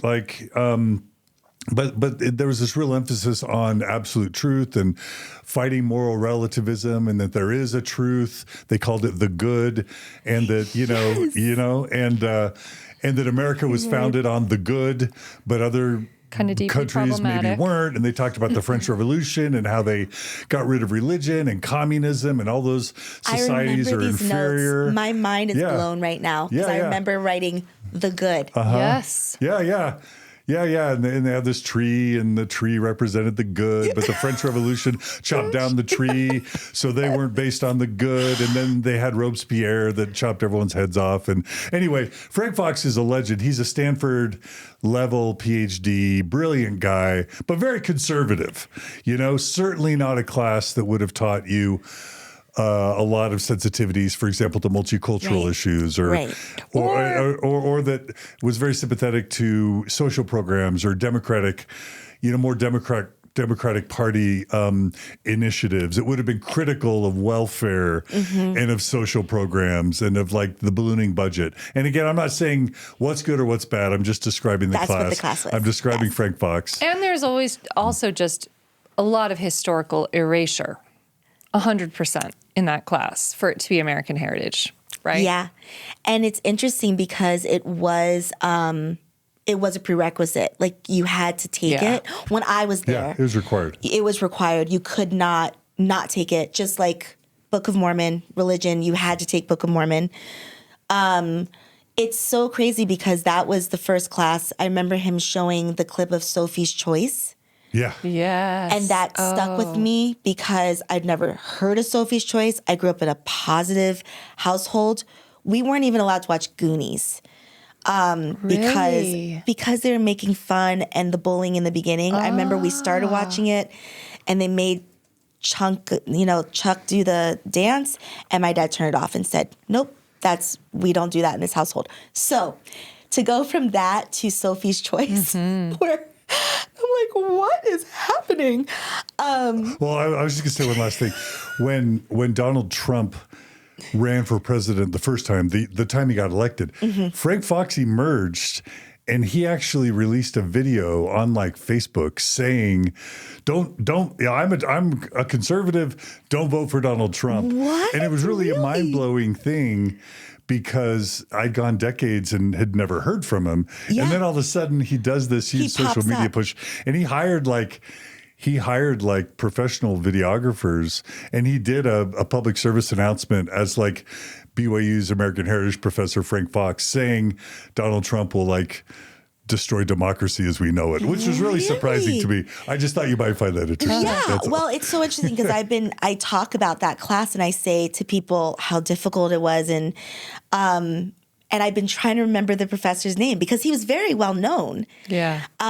So it's just so funny that now Fox, yes, that's who it was. Okay. Anyway, that took us on a derailment, but BYU would have been part of so many of my listeners' experiences. Sorry, not BYU, American Heritage. Yes. So I thought it'd be fun to kind of walk down that memory lane. Yeah. It's interesting because I took American Heritage. I remember taking Book of Mormon. Yeah. And I loved Book of Mormon because, again, I was the Hugh Nibley type of person who I wanted these books and I wanted to be able to tie it, not evidence, but to ground myself in what I'm learning.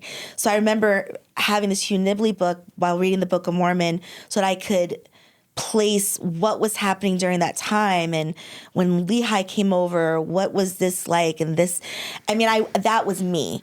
So I enjoyed Book of Mormon. I enjoyed saying prayers before class, but I remember coming into BYU very black and white thinking.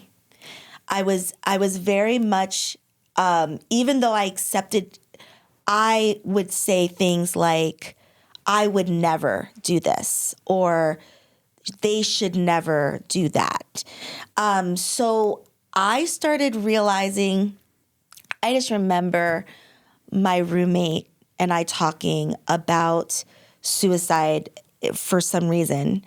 And I remember telling her I would never forgive someone who did that to me, as if it would be to me. But she was saying, people go through things. And I just remember saying, I would never, ever forgive someone who did that. How dare they, whatever. So I had this understanding of meet people where they are. But I also had this, my own, I don't want to say moral compass, because it wasn't really moral compass.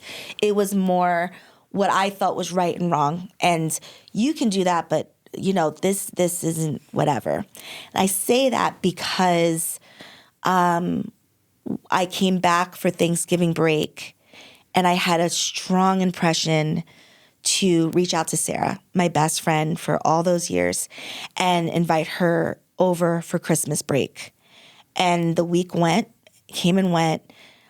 She had been put in a home for girls while we were still in high school, because her family environment, she didn't really have a father. Her mother and stepfather, the environment wasn't good.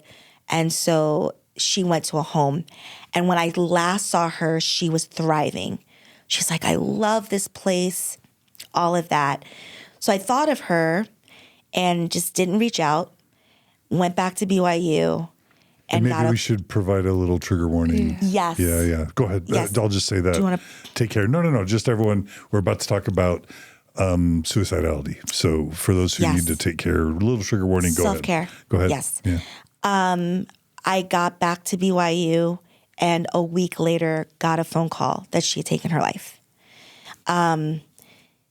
It taught me right then two things. First of all, never say never, especially when it comes to other people.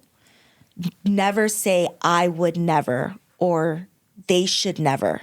Try to be empathetic and feel where the other person comes from. The other thing I learned in that moment was to always follow my impressions, which dug me deeper into my LDS beliefs. Because you'd ignored, I guess. I'd ignored it. That thought that you might reach out to her. Yeah. And then something traumatic. Something traumatic happened. Sorry, this is... Yeah. I blamed myself for a long time for that. Because, and I was only 17. She was 17. The questions of what if I had followed that prompting? What if I told her, come over for Christmas? What if? It was very difficult. And I remember in that moment saying, I will never get an impression about something and not follow up with it. So I put a lot of pressure on myself at that moment to make sure that anything that Heavenly Father is telling me, anything the Holy Ghost is telling me, I do not ignore it. It's a lot to put on a 18-year-old, but I was very... So when I say BYU was really great, I was so devastated. And I'm grateful for the spirituality and the, they have the boys coming. They're your home teachers to train them for missions. So I had home teachers coming to visit me to make sure I'm okay. I was very, very grateful for that, that community at that time. Yeah. Yeah. I see. Yeah, and that probably made your time at BYU harder after that? Well, yeah, I didn't come back. So this has actually nothing to do with what happened, but my mom, when I was 16, we went up to Niagara Falls. It was my whole family. My father wasn't there, and my aunt, her sister, and her 3 kids. So there are 9 kids, and my mom and my aunt. And we were playing in a little pond area before we got to Niagara Falls. We stopped to eat, and a police officer showed up out of nowhere, screaming at my mother, asking for ID. And long story short, she was abused, like police brutality with us there. He arrested her. He said that for child endangerment.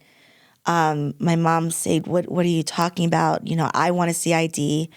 He was horrible person. He's like 6'5". My mom's like 5 nothing. But he had put handcuffs on her, and she was wearing a braid and tied the braid around the handcuffs. So she was like this, and it slipped a disc in her back. Long story short, my mom ended up saying, you know, whatever you guys need, we can pay bail. My husband played for the Jets, and we have friends who play for the Buffalo Bills, or we know people. And once she said that, they let her go. So for me, that was something that happened when I was 16. Did y'all end up pressing charges or Yes. getting the police officer disciplined? Or? Yeah. So we actually took him to court, and it was a really long process. They ended up issuing an apology. The judge, I remember saying, "I'm so sorry that this happened to you," to my mother. So we did follow through with that. It was a different time for sure. I think it would have been a bigger deal nowadays than then. This is the 90s, right? This was the 90s. Yeah. Like it was 96. And if your dad hadn't have been an NFL football player, right? Who, I mean, that's the thing is he wasn't even playing anymore, but just throwing that out there of let me have a phone call. He backed off. You know, they were like, okay, let's let them go. But I say all that to say that when I, after my fall semester at BYU, my mom had to get surgery on her back because of that. And so I came home to take care of my siblings while she was recovering. And I just never went back to BYU. But I came back home. And was that partially because you just didn't love BYU, or just because you wanted to be closer to family? Or I wanted to be closer to family. I didn't love BYU. Yeah. I didn't love BYU. And honestly, at the time, I don't think I could have put my finger on it of why. But did you feel racial stress or BYU? tension at BYU? So I did, but I think in different ways than what, the Black menaces and people like that are experiencing now. It was so I had a friend that I'd met at BYU the first week we were there, and we became really good friends. And like I said before, I'm not someone who has 30 friends. I have those 1, 2 core friends, and this guy became one of those people. We had lost touch as school year went on, and we were having a lot of work. And I remember running into him with a new group of friends. So he was with a new group of friends, white guy. And he saw me and was like, yo, yo, yo, Summer, what's up? And I did not know what he was doing. I was like, hey, how you doing? And he just kept talking this way. And I realized as he was talking, it was because he's with his white friends and I'm his black friend. And so now he needs to speak in a certain way to me. That's what I saw more or less. At BYU? At BYU. It was this uncultured, all I've seen is on TV. So I'm going to treat her in this way because this is what I've seen on TV. Because many Mormons growing up in Utah, Idaho, and Arizona will have reached their senior year of high school having never really met a black person before. That's how white so many areas of Utah, Idaho, and Arizona can be. Yeah. That's just reality. Yeah. And I didn't know that. Yeah. Growing up on the East Coast, we just... even going to BYU, I didn't look around and say, wow, there's a lot of white people here. I just didn't think that way. I also, again, growing up the way I grew up with my father, my mother's best friend is a Hollywood actor. They are now married, but he was my mom's best friend growing up. And so I would go on Hollywood sets. So my upbringing was one of privilege of being around certain people, different diversities without realizing it. So I did not recognize what that looks like even coming to Utah. Yeah. I learned early how to code switch. I could be anywhere, any place. Yeah. You just learn how to move in society.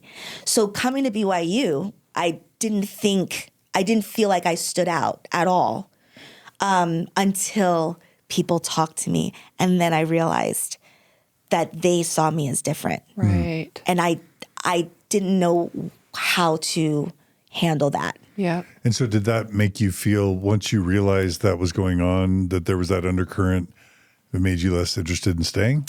Yeah, there was an undercurrent there. Because what happened with Sarah happened, my Thanksgiving break and then winter break, I don't know what a second semester would have even looked like. I just know I did not feel like it was home. It didn't feel like home to me. And I've been to too many places in my life up until that point that felt like home when it wasn't. So to me, I wanted to go home. Yeah. And I wanted to be closer to home. So when my mom said I'm having this surgery, I said, I'm going to come home. And it felt great to be home. Yeah. But I couldn't put my finger on it at the time. Yeah. Yeah. Got it. You know? Got it. Yeah. And you had a call home. I mean, your mom's surgery, in a way, was, as much as you have talked about your family being core and you had a call home. And if I don't know, I can imagine if she needed help, you were like, hey, I'm there. Absolutely. Yeah. Absolutely. Because it's always about family. Yeah. Okay. So what'd you end up doing? What path did you end up taking if it wasn't the BYU return missionary temple marriage path? So I come home and my dad still remembers our deal. So I end up applying to SUU. Tell us what that is. Southern Virginia. SVU, right? SVC, actually, at the time. Yeah. Southern Virginia College. Oh, okay. Not so it was SVU. a college. It was a college then. Yeah. Set up by Mormons in Virginia to give a BYU experience, On the even East though Coast. it wasn't endorsed by the church. Yes. But it was meant to give a BYU experience on the East Coast. Yeah. So I applied. I got a scholarship for volleyball, academic. I went down early. And I remember even there, again, I can't think of a single person that wasn't LDS. I'm just trying to remember. Oh, no. It was 100% LDS Pretty students. much. Yeah. And I remember I went early because volleyball practice and stuff. So I was there during the summer. And I met this girl who was so nice. And she says, come up to my dorm. And so I went to her dorm, and it was this really big, it was just her. And she had a huge Confederate flag hanging on her wall. It was huge. It was so big. And she's like, I think when I went to her room, she kind of realized, because I didn't say anything. I didn't think anything of it. But it was so big. And I remember It's so odd. and it was like her whole wall, and it was a big room. But I think she just in that moment was like, oh crap, Summur, Confederate flag. So she starts to, this was my school flag. It doesn't mean anything. It's just, it was my school flag, and it makes me think of home. So I put this flag up, and I'm like, awesome, girl, do you, that's great. But I remember how, again, here I am, I'm not putting any stock into what's happening, but the person with me is, again, showing me how different I am. That's because right. she felt this need to apologize. And I walked away thinking, oh yeah, I guess I can understand why. I mean, it's a Confederate flag. But I wouldn't have even thought, Symbol of slavery, right? Yeah. Yeah. But I wouldn't even have thought of it. I just would never have gone back to her room. Yeah. Because that's weird. I mean, why is the flag so big? But it was another kind of reminder. And then 2 days before school started, I was talking to, I think it was a school counselor or somebody, and telling them about how I want to go to law school. And they said, that's great, but you do know that you'll have to stay in Virginia because we're not accredited. And I said, you're not what? And they said, no, we're not accredited, but we should be by the time that you graduate. And I said, no. I packed up my stuff and went home before school even started. So it was a 2 strikes, you're out. I said, Dad, I tried, but not. You probably dodged a bullet, doing it. honestly. Yeah. Probably.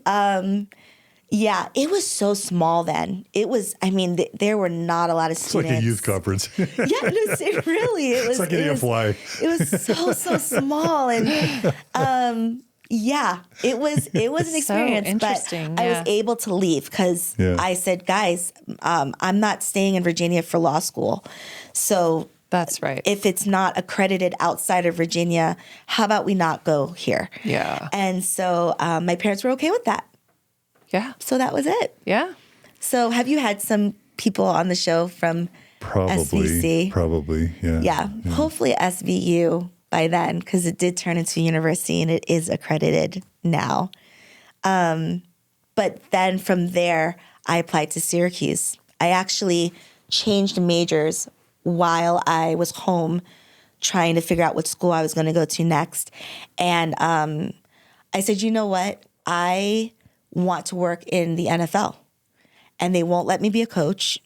They won't let me on the field. I can do PR. And so that's why I changed my major, was just so I can work in football. You had already worked as an intern or something before? Not yet. Okay, not yet. That was when I applied to Syracuse Newhouse Communications, and I got accepted. Okay. And it was nice because it was close to home. Yeah. 3.5 hour drive. But I loved that experience because this is now my first real college experience from BYU. Yes. And that's right. it was nice to see people making their own choices. At BYU, I had a card that you had to swipe if you were getting in after midnight. You swipe that card a little bit too much after midnight, and you get a call from the bishop randomly. There's no alcohol. There's no smoking, and that's great. But at BYU, There's curfews. You can't have people in your room. Can't have right. Men or boys past a certain time. Exactly. Yeah. But at Syracuse, I can choose my friends due to their character. Because if they want to drink, they're drinking. If they're smoking. So I'm able to look at people and say, that's not my crowd. That's my crowd. Instead of people being told what to do and then you don't really know who they are. So Syracuse was an amazing experience for me because it was my first college experience. And I wasn't doing lines of coke. I was still holding to these beliefs. I wasn't active. I was active when I'd visit home, but I never went to the Syracuse ward. Institute or anything like that? Nothing like that. So I wasn't active, but I still had this moral compass of I'm not going to do this, I'm not going to do that. I had friends that did, but they were good people. So it was nice. It was nice to be in that atmosphere of real world, the real world. How am I going to judge this person and how I want to be around them? It's one of the really divergent things between your story and most of the people that we interview. And that's because what the Mormon Church has learned now is that if kids don't go to one of the BYUs, I'd say 80% or more leave the church because they do, try drinking or smoke or have sex or whatever. And they meet super cool, interesting, thoughtful, moral people of all different traditions. And then they realize, wait a minute, I was in a bubble. Like the world is big and beautiful. I'm going to date who I want. I'm going to sleep with who I want. I'm going to experiment how I want. And they leave the church. Yeah. So like your experience is unique because you defied the odds in the sense that you end up, spoiler alert, circling back. Right. But Syracuse didn't destroy your affiliation with the church. No, not at all. And I was always cognizant of because I drank. I was not a smoker, didn't do drugs, nothing like that. But I would socially drink with my friends. And I was always made sure that they knew my family was Mormon, but I'm not active. Because I wanted to make sure that people never looked at me as the standard of what LDS was. So I was always cognizant of that. I'd say, yeah, I was raised Mormon or my family is, but I never walked around with that label when I was not active. And so it was a great experience because I was able to learn who I am and what I believe myself. So yeah, that was my Syracuse experience. And I'll just also note a difference. Like the way I was raised, which was pioneer ancestry, never tried alcohol, virgin when I got married, all that. Like if I had gone to University of Texas and wasn't active and had drank alcohol or whatever, partied, I would have been constantly living with this guilt and shame that I was not living the word of wisdom or I was not living the law of chastity and I wasn't attending church. You didn't, that's how, that guilt and shame would have eaten me alive. Yeah. Somehow because of your less traditional upbringing. It sounds like that wasn't what you experienced. You just enjoyed college. I enjoyed college and I enjoyed my friends and I enjoyed dating. I'm able to look back and not regret anything of my life because I lived my life. And again, I had parents who, obviously, I wasn't calling them drinking, they didn't know all that, but they allowed me to go to Syracuse. Yeah. They knew my friends. They knew who I was dating at the time. So it was this understanding of I trust Summur to find her way, but I also trust that we've given her enough foundational beliefs that she will make the right choices when she's not around us. That's right. So, and as a parent, I guess that's really all you can think of. I never thought of shame or guilt because as long as I was not attending church, there was none of that. So it's interesting that you say that because I'm now in this moment correlating the guilt and shame to the actual institution of the church as opposed to God. God knew what I was doing. Jesus knew what I was doing, but I never felt that guilt and shame with them watching. It was as long as I don't do it within the confines of the church, and I wouldn't because that's not your value. So I'm not going to bring what I'm doing here. I'm going to be inactive over here. But that's interesting. In the Mormon theological mindset, God wasn't sending the Holy Ghost to make you feel guilt and sadness for your decisions. Yeah. it was more just you were living your best life and you didn't have the church's conditioning to make you feel sad You and had enough guilty. space. Yeah. Wow. I mean, And I also that's think- it's like a, like in scientific experiments, they have the control and then the experiment. You're like a control where you didn't have the conditioning of the church. Yeah. And thus And you what didn't does have the that guilt look and shame. Yeah. So what causes the guilt and shame? It's church affiliation and church participation, right? That's just so I mean, my mind is again blown because I never correlated those two things, but that's exactly what it was. And I still had my spirituality. I still prayed. I just didn't read the scriptures. You felt good with God. Absolutely. Because that's what I was going to say. Because outrageous. when you were talking about concept of God from an early age, when you were talking about it, I don't know if this is true, correct me, but you were talking about it as part of your home culture, that actually God was created with your mom, with your parents. You talked about meditating. You talked about, so your concept of God actually was at least in some ways formed away from the Mormon God. Absolutely. And that's key. Absolutely. So much so that I didn't even recognize what Mormon God was until I started, the past year. I thought it was what everybody else saw, but we just have the Book of Mormon. We just have the priesthood keys. I thought it was literally the same thing.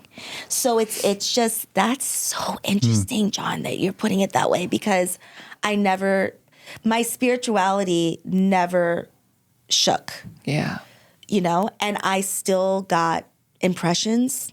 I still got very strong promptings, but it wasn't aligned with the church. It was aligned with my relationship with a higher being.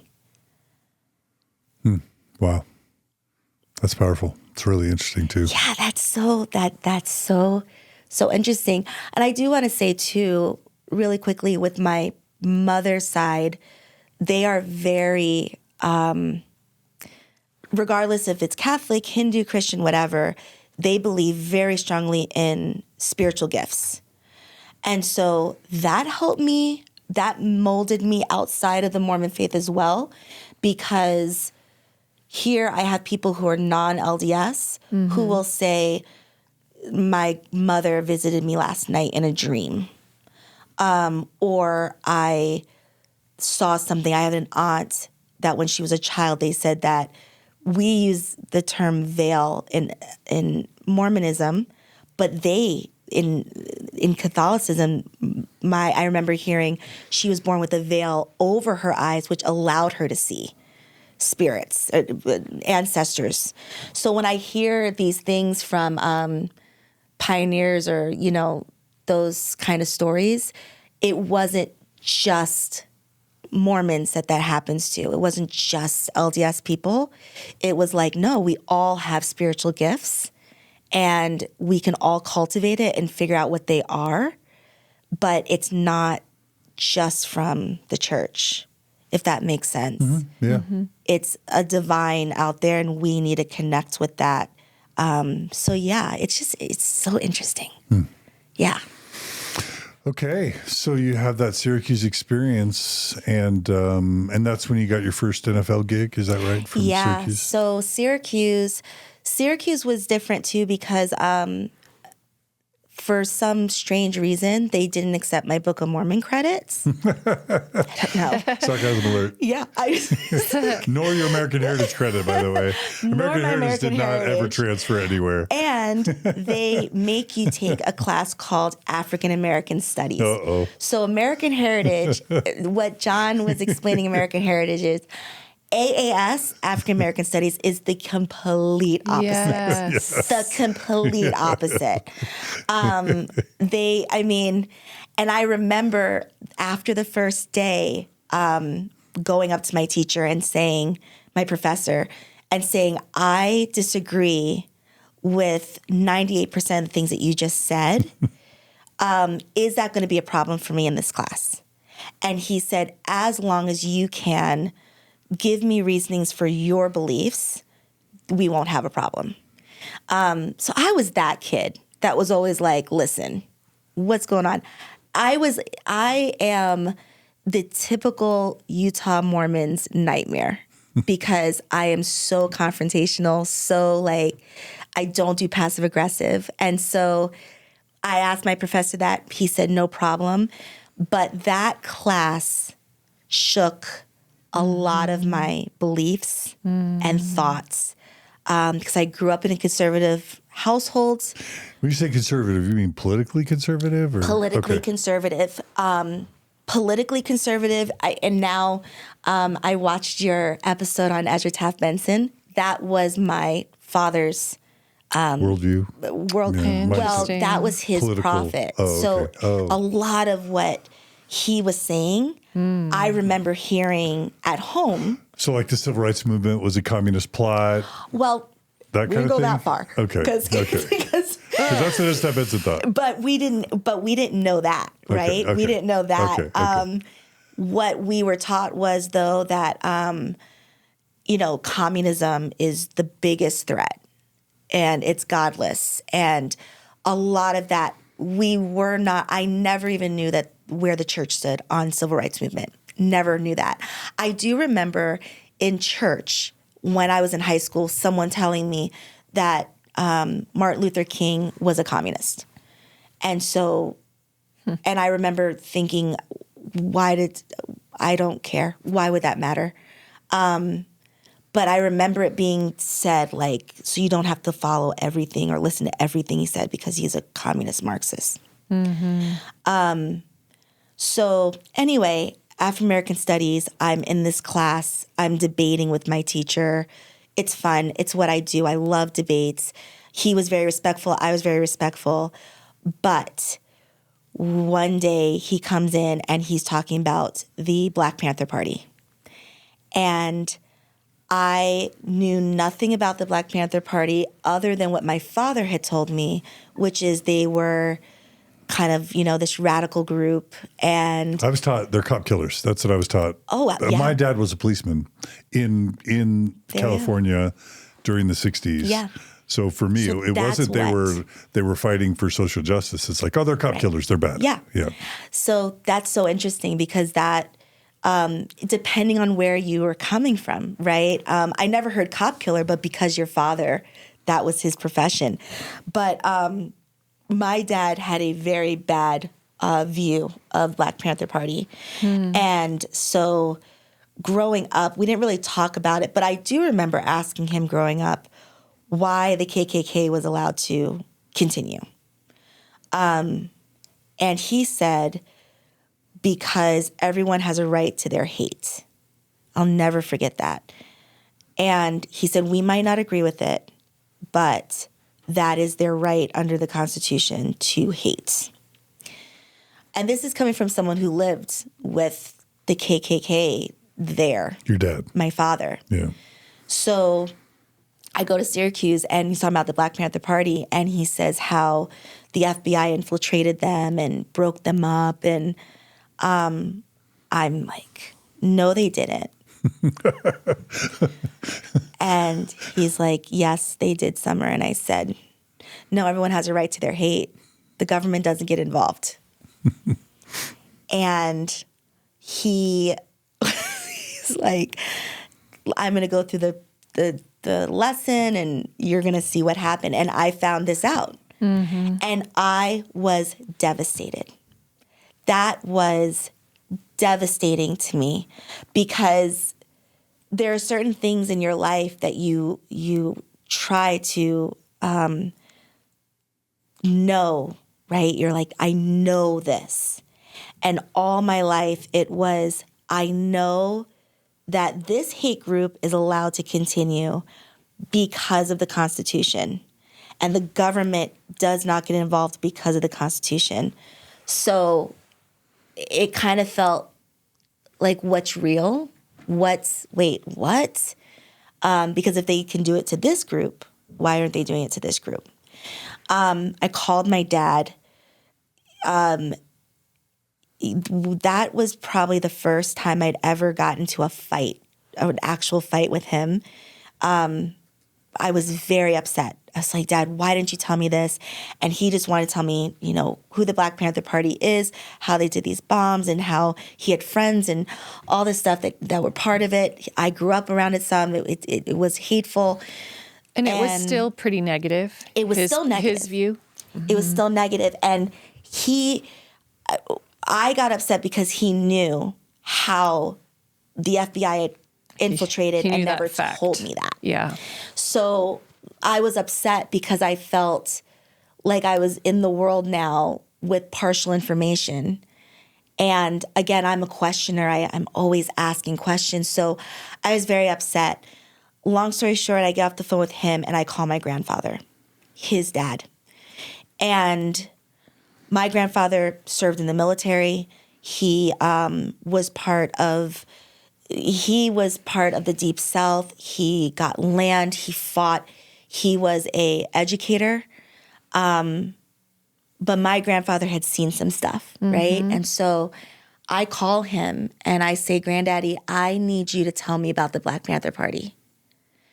And he said, everything at that time was necessary. Yeah.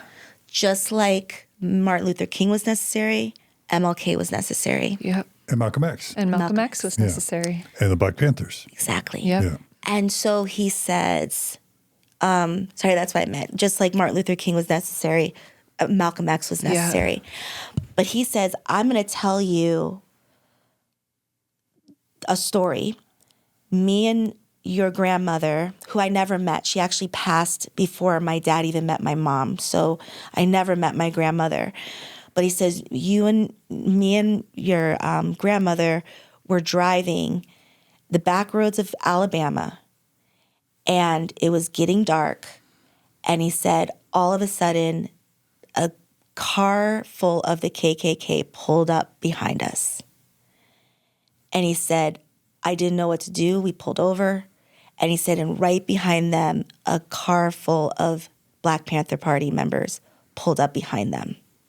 And he said, I don't know what happened in those backwoods, but I know that we most likely would not be alive if it wasn't for the Black Panther Party. Mm-hmm. That taught me there is always another side. There's always another side. It taught me that even if I disagree with somebody, it's so important to understand the why. Why are you like this? Why do you believe this way? And I'm just so grateful for my grandfather for sharing that story. My dad had never heard it before. But to this day, I'm like, no one could tell me the Black Panther Party is a horrible, 100% bad group because they saved my grandfather's life. Mm-hmm. And the FBI absolutely did try and break them up, yeah. Infiltrate them and try and break them up and all that. Yeah. I mean, John, I wish you were there in the class so you could nudge me and say no, they did. So I didn't keep raising my hand and argue with my professor. I just remember being taught Malcolm X was bad in high school growing up in Texas. Yeah. And then at BYU, of all places, a professor had me read the autobiography of Malcolm X. And I felt lied to. I'm like, this guy's amazing. How is it that I was taught he was evil? Like, it's crazy. But also I'll just say, like, the story of your mom experiencing police brutality completely explains why the Black Panthers would in some instances fight cops and maybe even kill cops. Absolutely. Because imagine what some cops were doing to Black people in the 50s and 60s and before, right? I mean, absolutely. Yeah. And that's the thing is my life has such a symmetry to it, I believe, because I was taught to revere cops, to respect cops. Just to take that analogy, I was taught to respect them, that they are serving the community, everything positive about police. And then at 16, I experienced this one police officer. And it was race. He was racist. He thought that, my mom was a single parent with all these kids. And it was a horrible day. But it taught me, again, labels mean nothing. Mm-hmm. It is all about the person. Cop can be good and bad. An LDS member can be good, bad. Labels don't matter. So everything has the good and the bad. And Republicans can be good, bad. Democrats can be good, bad. absolutely. Right? Yeah. Oh my gosh, Chad, I know that now, like more than ever. Yeah. Politics is just so ridiculous. But that's the thing is there's the saying, there's neither good nor bad, but thinking makes it so, by Shakespeare. Shout out to RFM and brush up on your Shakespeare. But yeah, that's what I was taught. I remember my dad saying that, like, nothing is good or bad, but what you believe and what you put into it. I mean, really, it was all about tapping into the universe, but instead of universe, they said Heavenly Father. So it was this wonderful mix of, everything is great and people are great. You'll meet bad people, but that's not people. So when I heard about the Black Panther Party and I'm putting the American government coming from American heritage on this moral standard. Kind of a pedestal, right? Yeah, this pedestal of America's the chosen country and we've made mistakes, but, we've learned from those mistakes and the government won't do certain things. To find that out, it was just like the Malcolm X autobiography. It's a little devastating, like, I've been lied to. But once you get past that, you say, okay, I now have a different view of the world and I can move forward with this. Mm-hmm. University can be so important. University experiences, right? Yes. Yeah. Yes. I mean, I remember, me and this other kid were the most conservative kids in that African American Studies class. And I was dating somebody at the time. And I remember after that first day, he would not sit next to me. And I just remember thinking, that's fine. I mean, there's something, I'm so grateful for my parents because they taught me, you can stand alone. It doesn't matter. Like, what's right is right. It doesn't matter. And so, I broke up with them, of course. I'm like, if you can't sit next to me in class, then I don't, if you can't take me at my worst. But yeah, Syracuse University, you can learn so many things, and not to down BYU or any religious institutions, but I do think for me, it would have hindered my learning of the world and of people if I had stayed there. Mm-hmm. Yeah. Yeah. And so I'm grateful for Syracuse. Now, from Syracuse is where I started my internship with the Eagles. Started with the Philadelphia Eagles. No, sorry. Started with the Oakland Raiders. And I was public relations. I went to the Oakland Raiders, interviewed. They hired me. And there were still like 5 people that worked for the team that played with my dad. I mean, it was... This is Al Davis, Oakland Raiders? This was Al Davis's Oakland Raiders. And he was still alive. Yeah. But when I talk about home, Oakland Raiders felt like home. Mm. A lot of those guys knew me when I was yay high. A lot of them had problems, drug issues, but the Raiders always accepted you. It's like once a Raider, always a Raider. That's what they say. So going there was an amazing experience, especially since the Raiders, Al Davis's Raiders, I can't talk about Mike's, but Al Davis's Raiders just win, baby. He did not care about anything else that you did. Just win. And when I was in public relations, it was our job to pretty much get ahead of what the players were doing from Monday to Saturday before the media did. And it was exhausting. And I was like, I don't like this. This is a lot of work. And so I ended up changing from public relations to community relations. And interestingly enough, the Raiders didn't really have a big CR department. It was just one guy. But I started going out with the players into the community. We would do hospitals, things like that. And then I started writing up articles for them. So I'd put that on the site. So I kind of carved out my own little thing with the Oakland Raiders. When that internship was over, I I came back home and wanted to go to the Eagles. And that was Coach Reed's Andy Eagles. Reid, Yeah. who's now the coach of the Kansas City Chiefs. Yes. Yeah. And he's Mormon, for those who don't know. Mormon. He is Mormon. And so we had that connection. We were in the same stake together. So I'd known Coach Reed before I wanted to work with the Eagles, but I wanted to come back home and I wanted to try community relations. So I tried out. I mean, I interviewed with them, got accepted, and I was with them for a season and a half, which was amazing. It was amazing and completely different than the Raiders. Because Coach Reed was the guy that's like, it's all about character. I'm going to bring in players that have great character. Reno Mahe was there when I was there. And we're still really good friends. So Did you say Ty Detmer was there when you were there? Ty Detmer was there when I was there. I'm trying to think. Chad Lewis was there. I was there at the height of the Eagles. So Donovan McNabb was the quarterback. We had a three-headed monster with Brian Westbrook and Corell Buckhalter. It was and Deuce Staley. But it was all about integrity for Coach Reed.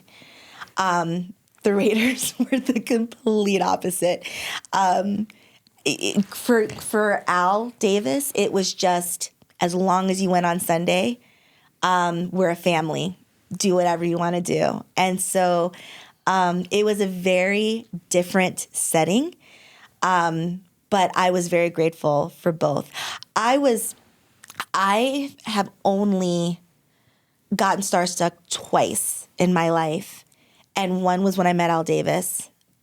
I didn't know what to do or say. And he knew my father's stats. He's like, oh, you're Burgess's daughter. I wanted him out of University of Miami. He ran the ball, da-da-da-da-da-da. But the Jets picked him up. And I mean, he was just a mastermind.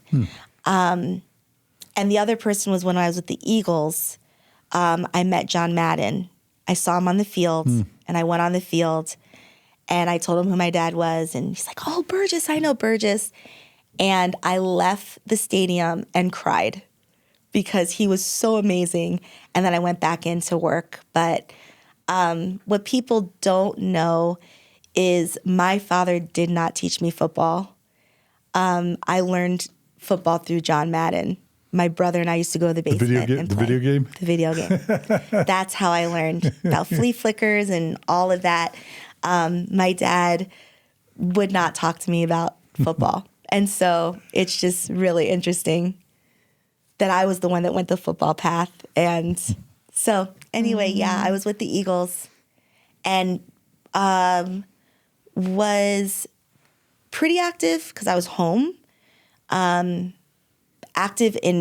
Physically active, like I'd go to church, but I wasn't reading the scriptures. Again, I was always praying.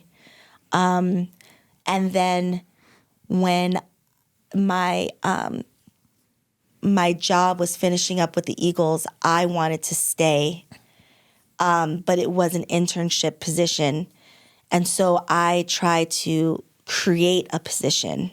So I did. I got all the stats and figures, and I went to Joe Banner and Jeffrey Lurie and said, let's make a position. And the person that was my boss didn't want me to continue. She wanted a guy. That's what she said. And so I was devastated. I prayed. I fasted. I remember feeling so strongly that the Eagles, I'm supposed to be here. I didn't ask. I didn't say thy will be done. That wasn't my personality. I was like, God, let me barter with you. I'll, do this and this. Just give this to me. And I just knew that I was going to stay with the Eagles forever. And none of those prayers were answered. So yeah, that was it was very difficult because I felt so strongly. Yeah. But it didn't happen. That's right. So was that another touch point moment? It was in another life where touch it was point. like, wait. It was another touch point moment, but at the time, you're always, especially when you grow up in such a positive, affirming household, you're always thinking everything happens for a reason. So Yeah. I was thinking, well, maybe the impression I got was to create this position for them. Like you start to do these mental gymnastics That's of right. what was that impression. It must not have been what I thought it was. I actually applied to the Indianapolis Colts, and while I was waiting for the Colts, Continental Airlines opened up, and my dad said, "Have you ever thought about being a flight attendant?" And I said, "No." Like your mom. Like my mom. Yeah. I said, "No." And he says, "Well, Continental's hiring." So I applied just while I was waiting for the Colts to hear back from the Colts. And then it became a competition thing. I didn't want them to cut me because apparently it was really difficult to get through the interviews. So for me, it was I want to make sure that I keep winning. And so I got through all the interviews. And then I went to flight attendant school, and I wanted to keep winning. And then that became the best 7 years of my life, was being a flight attendant. Really? Threw away the college degree and everything, my NFL dreams, and I became a flight attendant international, and it was amazing. The best outside of my children and getting married. It was the best years of my life. And that was you basically just being open in the moment to something that presented itself. Absolutely. And it was always this thought of everything happens for a reason. So let's just see. I mean, I live this life of, I liken it to, when I talk to people, I liken it to the first Frozen, when Anna is jumping and Elsa is trying to catch up with her, and she's like, "Anna, slow down." I feel like I'm Anna, and I was just always jumping, and God was like, "Wait, Summer, hold on. I don't want you to fall." Because I used to take so much on faith, but it wasn't, again, rooted in LDS doctrine. It was faith in myself and that there's a bigger plan, period. And so, Right. yeah, I became a flight attendant, international. I was not active. My roommate, one of my roommates, was her family was Mormon from Texas. So we had a lot that we would talk about. But I just remember whenever I had a rough trip or a rough time, I would just drive home because I was based out of Newark. And it'd be 2 a.m. and I'd walk in the door and it would just be so peaceful. And I remember thinking, I just always want this feeling, and I likened it. I mean, I attribute it to the Holy Ghost, the spirit of my family. It was just so peaceful. Even when they were sleeping, I walked in and it was just so nice. So I always said that's what I want when I get older too. I want to create this. I want to create a temple in my home for my children and my husband. Yeah. So yeah. But I have to admit, my Mormon brain, I'm thinking, oh my gosh, wait, not only are you not going to BYU, not only did you go to Syracuse, a secular school, but now you're like hanging out with NFL football players, and in the public, we wouldn't have the best. Maybe, there's just a perception of the celebrities party, whatever. Yeah. And then becoming a flight attendant, traveling the world, and you're not active. Like I'm worried about your soul. My Mormon brain retroactively is terrified for your soul. Yeah. But you're not living with this guilt and shame, or even like you're a wayward human. No, and my parents never treated you that way. They never treated me that way. They weren't. My sister got married while I was a flight attendant. My one of my sisters. There's 6 of us, and I was never. She got married in the temple. I did not go in. Obviously, I wasn't endowed, but they had a full wedding reception after that everyone was part of. And I was never meant to feel like, why is your younger sister getting married and you have a different boyfriend every other month. I was never meant to feel that way. So it's not just myself with the guilt and shame. I think it was also my tribe, my community, my sister who got married. She never looked at me like, you're older than me. Why aren't you married? It was just everyone has their own paths. Because in Orthodox Mormonism, especially Utah, Idaho, Arizona, it's like, oh, she didn't marry. She's inactive. Oh, she's not living her covenants. She's not living the word of wisdom, or she's the law of chastity. She's like, let's pray. Let's put her name in the temple. We're worried about her. Like she may be committing the sin next to murder. You know what I mean? Like but you're not. You escaped all that, and you just felt love and support from your Mormon family. That's not a Mormon story. Yeah. And it is a Mormon story. It totally is a Mormon story. But in my Mormon brain, it's like you were freaking Mormon. Yeah. But you were, because your parents were doing it right, honestly, in terms of like what you would think Christ or God would want, which is like, live your best life, Yes. And I feel like, you can correct me, I feel as though you have said that your father was a Jesus Mormon. Is it absolutely Jesus Mormon? Like I caught my dad with cigarettes in his pocket at one point, or like alcohol in the garage, and my parents got divorced, and he's like, oh, the temple, I never really liked it. Like the temple's kind of weird, and I wish, in the Book of Mormon, I'm more of a, New Testament guy. Like, that's how my dad was. Yeah. But for me, the conditioning got really wired in. So even though my dad was loving and my mom was loving, the church's conditioning was always in my brain and still is. Absolutely. Yeah. And I think that, again, is I call it a bubble within a bubble. Because growing up LDS, you're in a bubble. But my mother made a bigger bubble around that so that it wasn't penetrated. But I do believe my parents were Jesus Mormons, not Joseph Smith Mormons. We believe that he's a prophet, but we focus more on Christ's teachings. And maybe that's because they're converts and we had more non-member friends. So it's what's the common thread? You can't talk about Joseph Smith to people who don't know who he is. So there was always this, let's find the commonality with people. And so, it's a different Mormon story because I was living my life, and I had a mother and a father who allowed me to live my life.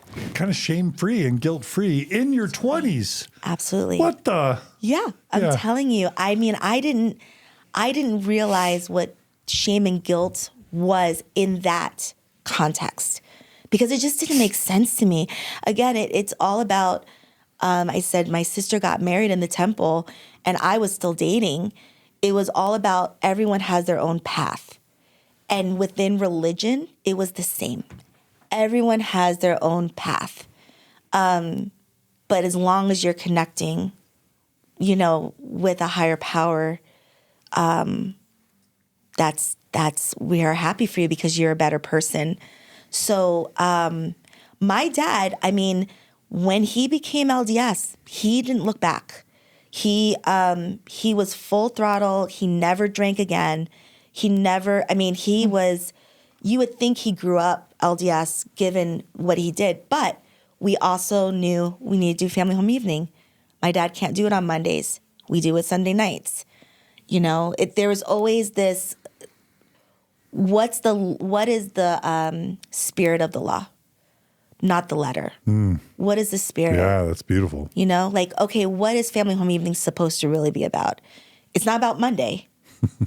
What are we supposed to do? So that's how my family always, to this day, my mom, because of my flight attendant schedule, we would have Thanksgiving on Friday or Saturday because it's like, if you can't be here, we'll move Thanksgiving. We'll move Christmas. We still do that to this day. If somebody can't be there, we'll just do Thanksgiving this day.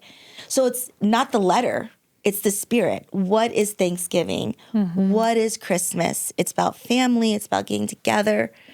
And if we can't be together this day, then we'll move the day. I'm just so, I keep saying it, but I was so fortunate to have that. Let's be a little bit more nuanced and dig deeper into why we're doing this. And once we figure out the why, let's see how that can fit into our lives. Yeah. Like, I just wonder, like, for all the changes many of us have wanted to see in the church, like, how could we get Mormon parents to just parent their children like your parents parented you? In other words, not the Mormon church trying to tell your parents as converts how to parent. How about your convert parents teaching Mormons how to parent? So that, like, and it's probably be good for the church, it'd be good for the kids, it'd be good for the parents, it'd be good for families. Like, I think we should have a movement of just how to help Mormon parents be just unconditionally loving and accepting and affirming of their kids without guilt and shame. Like, I want to meet your freaking parents. Yeah. And shake their hands for how they Mormoned you guys, you know? That's why I loved what I heard Lindsay, yeah, more than one way to Mormon. Yeah. But unfortunately, I don't think the church would be the church if they had parents like my parents. If the church produced parents like your parents, the church wouldn't have 10 people paying 10% of their income for life and serving to your missions and going to BYU and marrying in the temple. And it's kind of like, what would the church be without control? Yeah. And yeah, I mean, it feels pretty rooted. It's sad, but I have come to realize that if more LDS parents were like my parents, there wouldn't be as much control, right? That's right. There's 6 of us, and out of 6 of us, 3 of us got married in the temple. That is not a percentage the church would accept. Though ironically, it's here. Ironically, it's here. It sounds like your parents don't care. Yeah. I mean, ironically, it's here. But my parents were like, it's your path. It's your path. Yeah. My brother comes back home with another tattoo. He's not covering it up. I don't know. It's just such a different way to just look at people and say, well, that's just not your journey. And it's fine. So yeah, unfortunately, I don't see them putting institute classes of being more open-minded and telling people that this church is not the one and true church. That's right. I don't see. But we can still witness and love and feel grateful for so many aspects of your growing up. Absolutely. And just hope that I can instill that in my children. So it's a cycle that continues. That's right. You know? So yeah. Okay. So flight attendant for 7 years. That takes you into what age about? I continued through when I got married. So I actually stopped at 31. Okay. So let's get to how you meet your eternal companion. Okay. So it's such an interesting story. So I'm not active, but I am so positive. It's all about being open to opportunities. So when I was a flight attendant, I was reserve because I was very junior, which means we can request for our scheduled days off, but we don't know where we're going. So it might say the 14th to the 15th, I'm on call, and then I have to sit and wait for scheduling to call. So we don't know where you're going to go. When you become more senior, those dates will say London Heathrow. So you'll know where you're going. That's a line. That's what they call a line. So I was reserve, extremely junior, but I would always just say, I'm just blessed to be getting on this plane and going to another country. So I don't care where I go. And because I had that mentality, I went to amazing places. I was in Beijing, China during the Olympics. I was able to go to India. And so I was able to go to these places and explore different cultures, but I wasn't active. I was called to do a domestic flight, which is within the country. And domestic flight attendants don't like international. They like the flight attendants. We like each other, but domestic flight attendants don't like to fly international, and vice versa. Domestic is very hard for me because you're going up and down in one day. Whereas with international, you are forced to have a 24-hour break. So I would fly to Ireland and I had to do 24 hours. Whereas domestic, you can do 6 legs in one day. So more humane, it sounds like, when you're international. But one of my roommates was domestic and loved it. He loved domestic. Yeah, So okay. I was scheduling called me for a domestic flight. And I'm like, oh my gosh. So I get on the flight, and funny enough, my father had bought me a CTR ring years before, and I still wore it. So I'm not active, not going to church, but I'm wearing the CTR ring. Always. I just always had it on. So I get on the plane, and this guy comes from the back, another flight attendant. He comes bouncing forward, and he goes, "Hi, I'm Jesse. I'm from Hawaii. What's your name?" And so I tell him my name, and he sees my CTR ring, and he's like, "Are you Mormon? My family's Mormon." We become instant best friends, me and Jesse, and we still are. And we were not active at the time, neither one of us, but we traveled together. We would talk about the church, all of that stuff. And one day, I want to say maybe 7 months later, he says to me, "I want to go on a mission." And he was like 21. So, it would be later. And I said, "Awesome. I support you." And that's when I started thinking, you know what? I think I'm going to start becoming active again in the church. So Jesse started going to his ward in Jersey. I went to his ward with him, and he spoke to the bishop, and I said, I'm going to talk to the bishop, and I'm just going to, I'm going to start clean too. We're both going to start over. And I'll have to back up a little bit for this story, but when I was with the Eagles, I became friends with one of the players. A few of the players I was friends with, but this one person went to a different team, and he came back into town to play the Eagles. And my girlfriend and I got a hotel downtown, and we hung out with him because the team came in the night before, and we were in the same hotel. So my girlfriend says, "I'm going to go see this other guy." And I said, "Okay, great. I'm going to take a shower." So I go in the shower, and while I was gone, my girlfriend gave my friend the key to our room. Trigger warning. Trigger warning. We're about to talk about assault. Yes.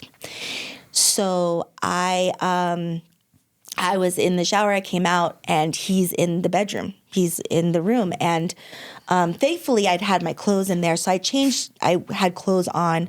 But I came out. I'm like, "What are you doing here?" And he's like, "Oh, yeah, I'm just whatever." He'd been drinking.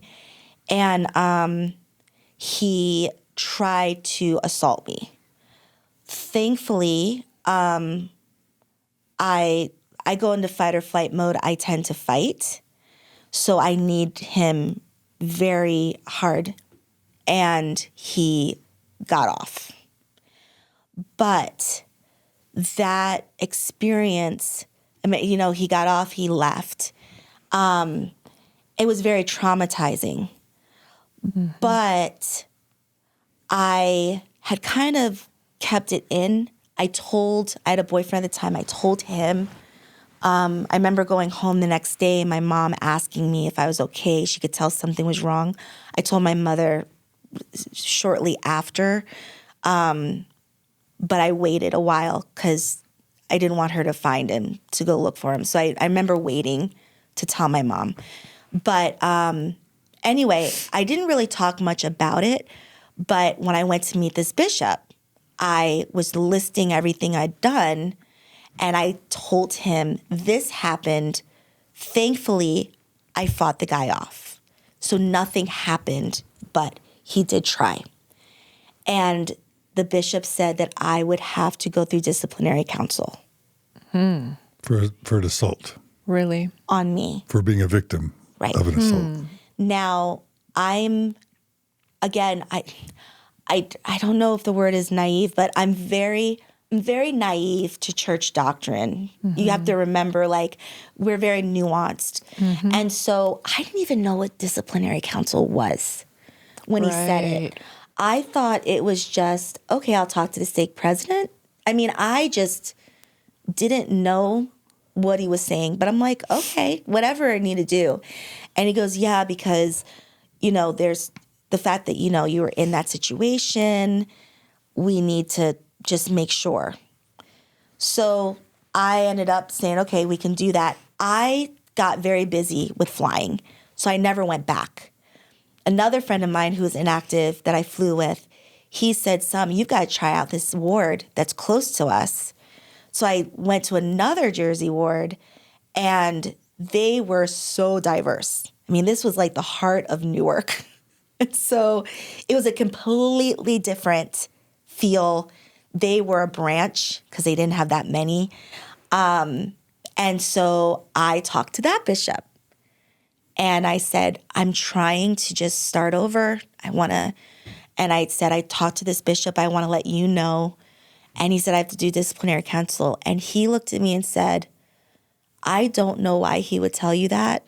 You have been through enough. You are forgiven. Like, the Lord, you don't have to go through a repentance process. And I just started bawling because I didn't realize up until that point that there was a part of me that was blaming myself, right? Like, maybe the idea I of should being have. forgiven for being a victim of an assault. Yeah. Not great either. No. I mean, that's the whole thing. But It's still. just, Yeah, what the not heck? great. Yeah. But he was so shocked that, like, Yeah. I would have had to, and I think he was talking about, like, me drinking, he's like, everything you've done, he's like, you've been through enough. Oh, got it. So he was kind of saying, I don't even know why you would have had to go through this, but Right. don't put yourself through this anymore. You're forgiven. Like, you've been through enough. Like, you don't have to not take the sacrament. You don't have to. So I just didn't realize that part of me had blamed myself for what happened. Like, why were we in the same hotel? Why did I let my friend have a key? Things that had nothing to do with me, I was putting on myself. Right. Which is some aspect of control for survivors of assault. They want to Yeah. think, what could I have done, right? That's right. So but then I realized the first bishop had reaffirmed that it was my fault somewhat by saying, we need to take this a step further. Yep. He was reaffirming what I was already playing in my head was my fault. So when I was crying, I think it was just that release of, no, I was a victim, and that was not my fault, and that has nothing to do with me. So Makes sense. that bishop was amazing, and that ward, branch was amazing. They were very, very Newark, but it reminded me of home because come as you are. There was no, we're going to pretend that we're this way. So anyway, I start my path there. Jesse goes back home to Hawaii. He gets called to serve a mission. And so I still have the letters, but I'm writing back and forth to him, and I'm saying, I'm on this path too. And I decided to get my endowments taken out. I didn't even know what it was. I just wanted to show Heavenly Father that I was serious. Like, I just remember saying, I want to make a covenant to Heavenly Father that I am serious and willing to do what he wants me to do, to be a better person. And so I talked to the bishop, said I want to take out my endowments. He had me take a class with this senior missionaries, the 2 senior missionaries in our thing. And the senior missionary, the husband, says to me, I don't think you should get your endowments taken out. You're not going on a mission and you're not getting married. So I don't think you should take your endowments out. I had no idea what he was talking about because we don't talk about that. Do you want to explain to our Never Mormons what is actually going on there in that conversation? So, to Never Mormons, I am asking to go make these sacred covenants in the temple. But generally, when you're a female, you do it only when you're going on a mission or when you are getting married, because there's a more special part when your husband or husband-to-be is part of the ceremony for you, the covenant ceremony. So what he was trying to tell me was, you're a single woman, so do not do this because you're not going on a mission and you want to save that for your husband. There's more though, because you probably know this, but you know how you were like let off the hook for whatever sins you may have committed when you were not active. Once you've gone to the temple, taken out your endowments, and you have sex outside of marriage, you can be, you especially back then, you would have been excommunicated. Yes. And they're basically saying, that person might have been saying, you may mess up again, or you may mess up, you may have sex, which means you'd be excommunicated if you had taken your endowments out. So like, just in case you have sex, we better not have you go through the temple. So I think Premarital sex, I should say. Yes. But I think that's being very charitable, because I truly think he was saying, you want to wait for your husband, because he was that type. Yeah. I mean, and he was so sweet, but he was the same one that said when he was growing up, they weren't allowed to do anything on the Sabbath day. And he went sledding with his family and broke his arm. And his father said, you're the reason why the ER doctors have to go to work today. Oh, wow. So he was of that old school mindset. I can feel that. Why would a woman get her endowments taken out unless she's going on a mission or getting married? Yep. But I just wasn't understanding it. I said, okay, I don't know why he would say that. At the same time, when I started becoming active, because I was a junior flight attendant, I worked weekends a lot. So I would leave Saturdays and come back, be in another country by Sunday. So I started scheduling my trips so that I could land in another country and go to church in another country. Like, I was serious. I was like, I just want to just be the best me I can be. So I went to the Britannia ward in London, all singles wards. Went to one in Bristol, England. Went to Oslo. Went to an institute class in Oslo, Norway. So I was just setting it up so whenever I was turning around, I was back in the folds in a way. This Sunday, I was on call to go to China, and I just didn't want to sit at home. So I said, let me try the New York singles ward in Manhattan.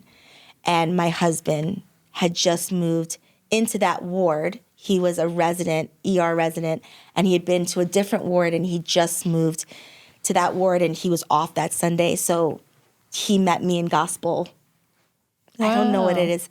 I don't know what it is for singles ward. I think it's gospel doctrine, but he was there, and I was so impressed because he kept talking to me while the teacher was talking, and then the teacher asked him a question, and I'm like pulling out my scriptures, and he like knew it right off the bat. And I was like, wow, that's amazing. Like, you knew that answer. So we met then. So I was already on my path. My husband had never dated a non-member. He's from Utah, went to school in Arizona, and then is in New York. Mm-hmm. He'd never dated a non-member. I'd never dated a member. Right. So I remember meeting him, talking to him, and he had said on a phone call, he said, I was walking back today, it was Sunday, and this guy asked if he could take my picture for modeling. He would give me money. And I said no, because it's the Sabbath. And I, in my head, said, this isn't going to work. Yeah. Because you're a little bit too orthodox for me if you can't take a picture on the Sabbath. So we were friends, but we didn't go back out for a whole year. Towards the end of that year was when I was speaking to the senior mission couple, and they had made that comment. And I remember talking to my husband and saying, I'm looking to make higher covenants, but this guy said that I shouldn't. You need a man. I need a man. And my husband was so mad. But he couldn't tell me why. No one could tell me why. But he was so mad. He was like, this is your decision. He shouldn't be saying that to you. And then I remember going to Switzerland and landing, and he sent me this long email saying, whatever you decide to do, I respect your decision, but just know that that is something that you can do as a woman whenever you are ready. And I just felt so good. Like, that made me feel so good. Mm-hmm. I ended up not taking out my endowments, but because of that conversation, my husband and I started talking again. And then, rest is history. He got a job in Utah, and I'm in New York, and he's like, hey, I'm moving in 2 weeks. And I said, okay, I'll come visit you. And I was dating someone in Hawaii at the time too. And so I went to Hawaii and had my date, and then flew from there to Salt Lake. Look at you go. I'm telling you, Flying to date. Cosmopolitan. I was on like Match UK. It was just fun. It was just like, I can see that. The world is wide. Yes. And it was just, it's just a plane ride away. Yeah. Everything's just a plane ride away. And my mom would always tell me, as long as you're honest with the person about the expectations, as long as they know that they're not going to do this, that you're not going to do that, and this is what it is, dating is fine. Mm-hmm. So I always kept that in mind. I'm like, as long as you know what it is, then we're fine. And I dated a lot. It was a lot of fun. And so anyway, I went up to Utah, and we were on this date, and then I ended up extending it a little longer to hang out with him longer. And then before I left, he said, listen, I don't believe in long distance dating. And we'd only been dating for about a month and a half at this point. And he says, I don't believe in long distance dating. So if you want to continue dating, you're going to have to move out here. And I said, well, if you want me to move out here, then we have to be exclusive. And he goes, okay. And I start freaking out because I just left a date in Hawaii. So like this was not where I was going with this. But he said, I'll pay for an apartment for you and take care of your cell if you move out here. And so I prayed about it. I was not getting an answer. And I ended up talking to my dad, and he said, just remember, the Lord gives you just enough, and then he asks you to take the next step in faith. So it came full circle to what he was told. And so, that was it. I felt like that was an answer. And then I went to the Stake Conference Center, and I was walking around, and I saw the picture of Lehi on the boat, where Sariah's like looking at him, and Nephi's got all these muscles, and they're think it's Journeying to the Promised Land, I think is what it's called. And Soraya was looking at Lehi, and Lehi was looking out. And I went and told my husband, I told him, I said, I didn't get an answer, but you have an answer that I should be here. And I saw this picture, and I feel as though I'm going to have faith. I'm going to look to you that you know what we're doing. Such a Mormon thing, and I didn't even know it. And he said, Summur, you don't even know, but there are covenants that are made in the temple that align with that. And so I moved. Meaning men covenant with God, women covenant to hearken to their husbands. Look to the husband, who covenant with God. Yeah. And you were basically Saying that. Describing the reenacting that picture. in real life, in the I flesh. mean, hello. When As a temple date. cosmopolitan, globe-trotting. Yeah. Like, what the heck? But really, for me, that was the structure of my family, too, growing up. Oh. My father was the head of the household. Okay. But my mother taught me, she was submissive, but it was, she kind of taught me like a different definition of submission. So I never thought that word was a bad word, because she would, my dad worked and he did his thing for the family, but she was the one that was, that we went to with different things, and she would travel by herself and no one would say anything to her at church. So she had this matriarchy part of her that was so strong, and she edified my dad. So it was just very interesting, because it's what I think most people would recognize in an LDS household, but my mother wasn't meek.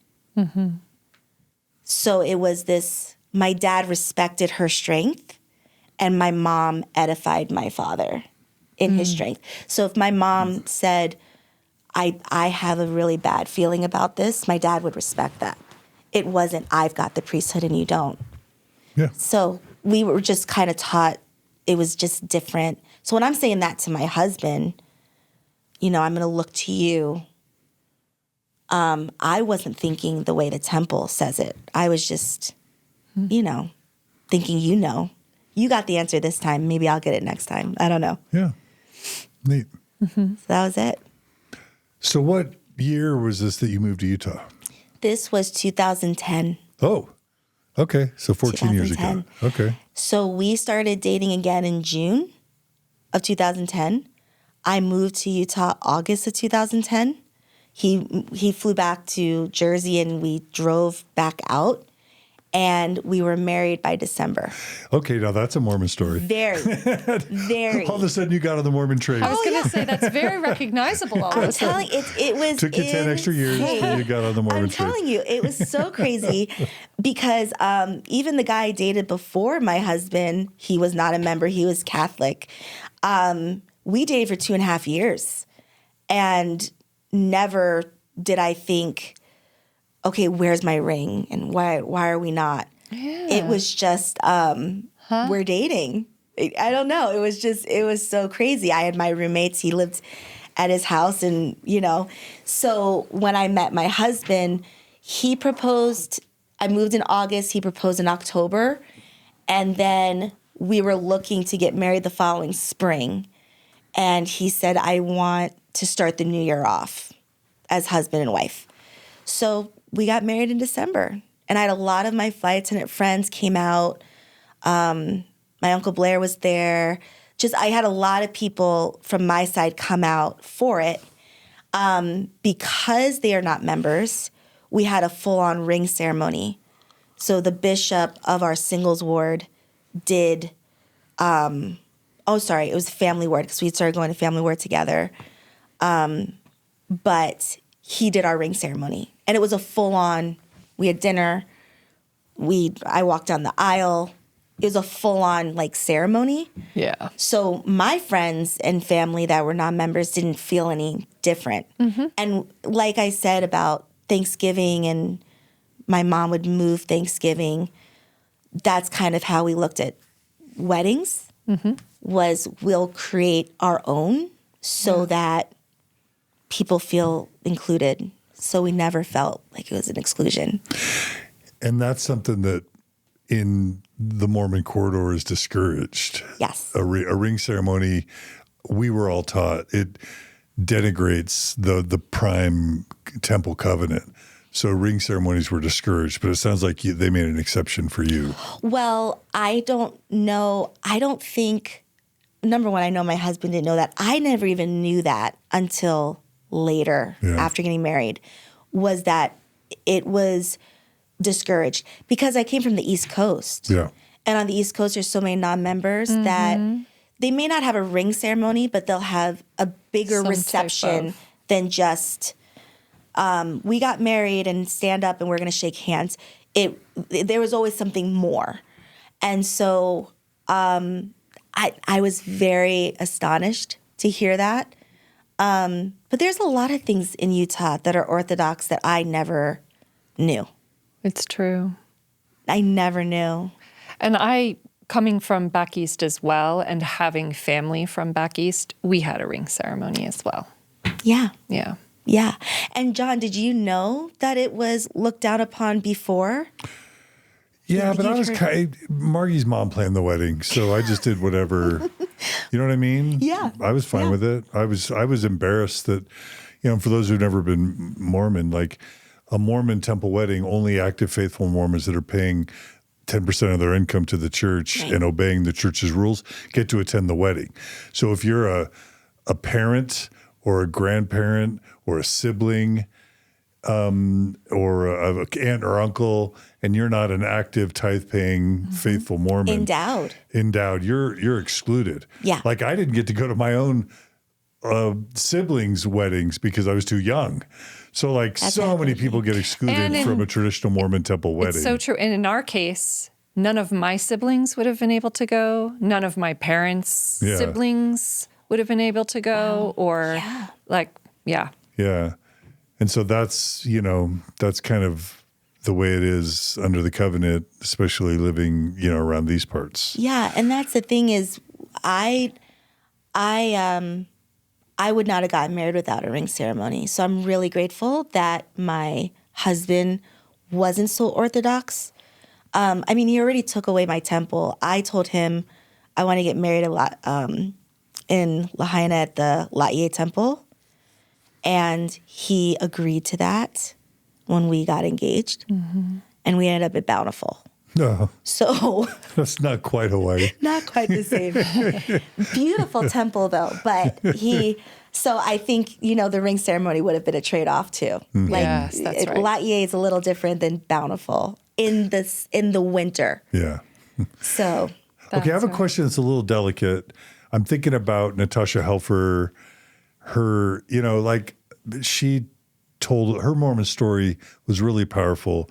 She talked about, in a very vulnerable way, how she had, had a boyfriend in high school that she loved. It's her partner now, Joe, but non-Mormon, and they actually had sex in high school. But then she repented, went to BYU, whatever happened. She gets married to this, quote, nice Mormon boy. But, once it's discovered by this nice Mormon boy that Natasha had done normal, healthy, developmental things outside of a Mormon context before her marriage, it was a problem, right, for their marriage. And it was a multi-year problem. So there is this, so not to make any assumptions about, honestly, your life prior to getting married was, given the fact that you were 10 years not active as an adult living a beautiful life. Yeah. Was that ever even a thing with is there anything that you would want to talk about with your husband in terms of reconciling that and Mormon purity standards? That's right. Yeah. And that's what's so interesting is that I didn't know Orthodox Mormonism. I didn't know it. I knew it from a few, people in our ward, but my mother would always be like, they're not from here. So I thought that they were anomalies. I did not think that that was purity culture or anything like that. We did have the chewed gum discussion in young women, but That if you have sex before marriage, you're like a piece of chewed gum that no one would want. But it never affected me. It never sunk into me that sex is next to murder. Premarital sex is next to murder. Never. So it was when I met my husband, I was very much like, this was my life. This is what I've done. I wasn't ashamed at all. And he was fine. It sounds like to his credit, he didn't see you as, quote, damaged goods, which I know is horrendous and offensive. But that's how some Mormon men would view Absolutely. a Well, wife. and did you say he was raised in Utah? Yes. So Yes. He served a mission in the Bible Belt. yeah, okay. But outside of that, Utah was his parents were inactive. They did divorce when he was young. So he said he grew up kind of hating Mormonism, and then woke up one day, his friends were either going to jail or whatever, and he said he just decided one day to go on a mission. Okay, so he didn't have sort of the Orthodox primary, middle school, and high school kind of that experience makes either. sense. He didn't, Okay. but he turns out to be more Orthodox than myself. Now and even during the marriage. Yeah, right. And I grew up in the church, Yeah. but I believe that's because of the culture. So even though he wasn't in church, he still heard. He still Absolutely. knew the culture of what was what and what was wrong and what was right. And his parents both served missions. And his mother did genealogy all the way back. So he's pioneer heritage. But for whatever reason, they were inactive when he was growing up. And then he said he read the Book of Mormon for the first time in the MTC. I mean, that's how out of it he was. But then once he got it, that was it. So even though I grew up in the church, I absolutely always had more of a nuanced, again, spirit of the law versus letter of the law than he did. Honestly, the way I've always seen it is when my husband tells me my great whatever gave his last dime to Joseph Smith to build the temple. That's how I see these stories, where it's like this passed down of there's this miracle and this happened and it's so ingratiated in your ancestry and in your DNA that whether or not I don't believe it now as an adult, but it was such a big part of my upbringing. I feel like it's the same hearing pioneer stories. Like it's kind of the same thing where, did it happen? Did you cross the river? And but it's so ingratiated in your pioneer story that's what's told. And it is honestly power of narrative, right? It's power of using narrative to directly affect behavior of a group, right? Yep. Yeah. And I just know when it comes to like the law of chastity is a huge one, but what I realized when I was dating my husband was I had not dated members because when you date someone who is a non-member, there are so many bad things that you can be doing. So when you have a coffee or a drink in the world, they're not looking at you like you're this horrible person. Right. Whereas within the Mormonism bubble, it's like everyone is everyone is practicing the law of chastity. Yeah. Everyone's practicing the word of wisdom. So it's like you're looking for any Or at least little you think thing. they are. At least it appears Well, that you way. think, right. Yeah. But there is a surveillance aspect or like a policing aspect of behavior to. It's like, okay, if we're all doing these big things, and that's why I was putting law of chastity up there. If we're all doing these big things, then let's start nitpicking the little things. That's right. But in the real world, in the bigger picture, those little things, me having a glass of wine, my ex-boyfriend is like, she's not a drunkard, right? He's like, she's a great girl. Yeah. Look how amazing she is. And I'm looked at whatever over here. So I realized it was a lot to do, not with shame and guilt in myself, but judgment. Yeah. I knew that other people have their own standards, and I did not want to be in a culture of being judged.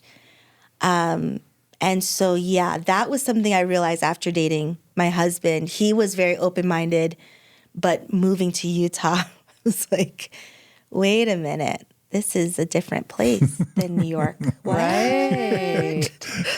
I can imagine. What's happening here? Yeah. You know, I joke that, you know, when I got here, everyone was so nice. And they said, you know, have a good day. And I'm like, don't tell me what to do. Because I'm so used to the New York way. But no, it was different. Yeah. Very different. So I'm realizing now we're about 3 hours and 22 minutes in. Like we'll probably have to do this in 2 parts because, but what I want to do to kind of close out this part is maybe just take us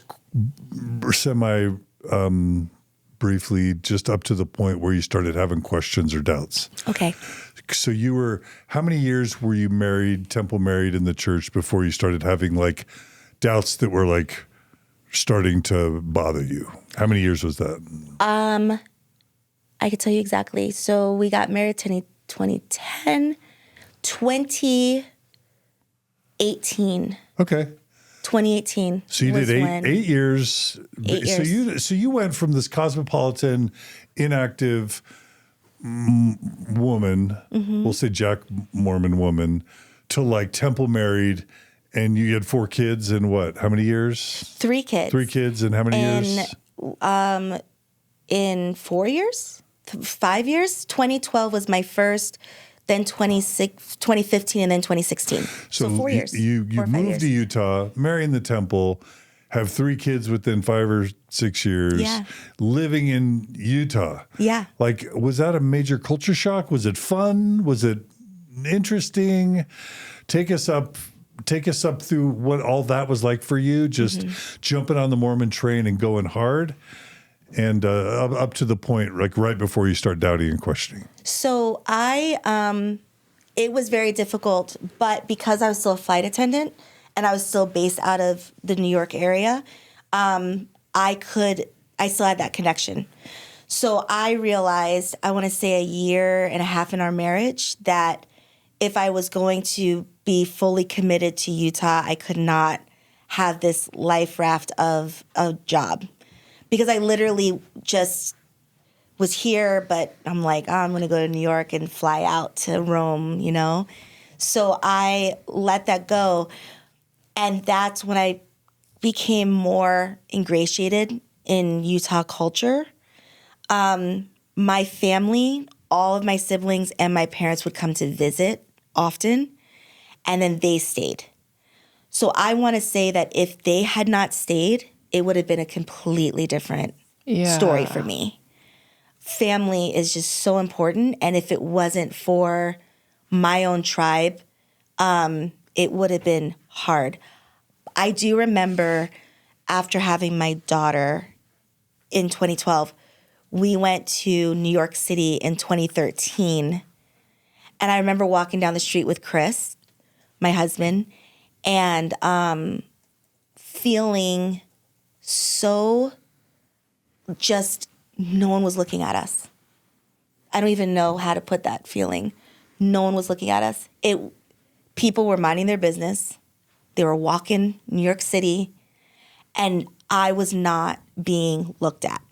Yes. Are you saying that in Utah you're an interracial couple, and so people would- Interracial, not even, I mean, be me by myself. I had a 3-year-old within the first 4 months of me moving here say, Mommy, there's a Lamanite. And that's not even right. Like, a kid says, a Mormon kid in Utah says to you, Mommy, there's a Lamanite. a Lamanite. Because in the Book of Mormon, Lamanites have darker skin. Right. So even though you're not but I'm Native like, American. I'm not Native American. Like, what's happening right now? Because that kid's never seen a dark person before, right? Right. Yeah. So they're all Lamanites. they're all Lamanites. But you get a Lamanite, you get a Lamanite. But that's the thing is, I had been in this culture so much that I hadn't even recognized how much of a spectacle I was. And this is 2010. So, you know, I'm walking around, I'm not seeing anyone that's my complexion, but I'm fine. I fly to New York, I fly to Trinidad, I'm fine. But it wasn't until I went to New York City. People are walking by you, doing their own thing. People are talking to themselves. Yeah. No one is looking That's at right. me. I was invisible. And it felt amazing. I don't even know how to explain that because it was nice to just not be looked at. Yeah.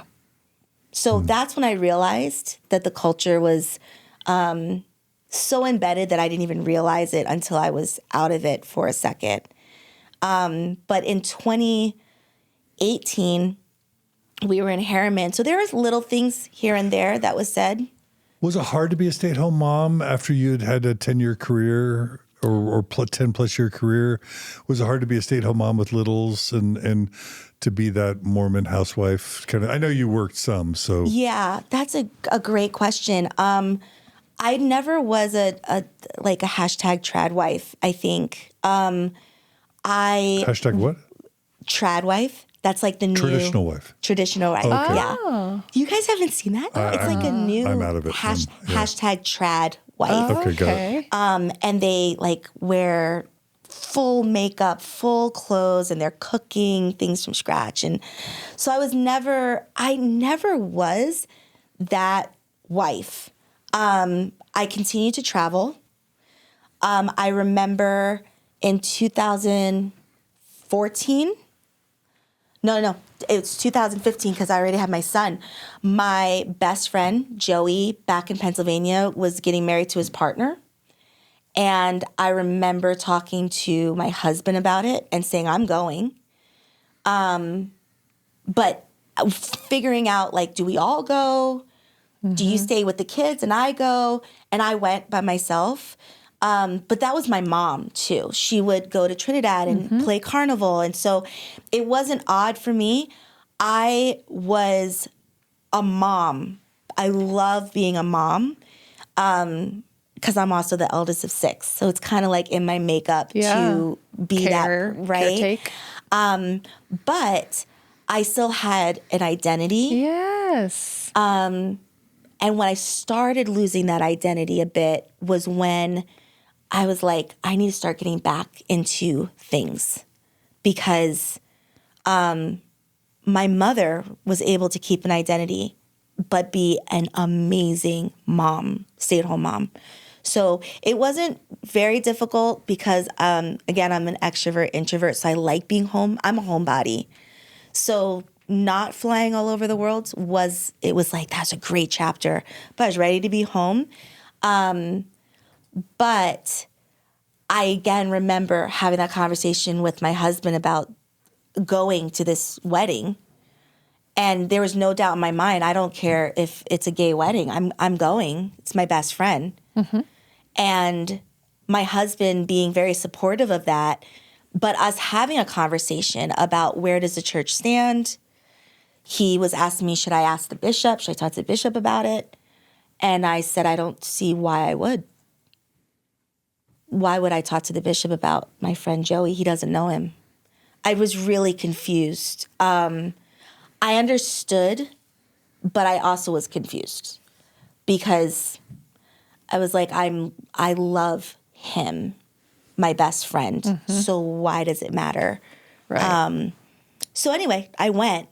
And it's just really interesting because now with all the gay marriage and all of that now, the church's stance has kind of softened a bit. But as of up to 2015, it was something that we at least had to discuss. Yeah.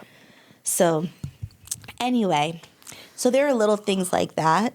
The biggest, when everything started kind of coming down, was in 2018 when I saw the essays for the first time. I'd never seen or heard about them. The gospel topics essays. The gospel topic essays. But until then, you were loving your Utah Mormon life. Yeah. And grateful for your here. Mormon upbringing. Absolutely. And absolutely. And I'm like, this is what I'm going to instill in my kids. There were little things. Like I remember somebody telling me at church that if you and your husband get into an argument and there's still bad feelings, you can't take the sacrament. Have you ever heard that? That's probably pretty extreme. I have not heard that. I can envision it.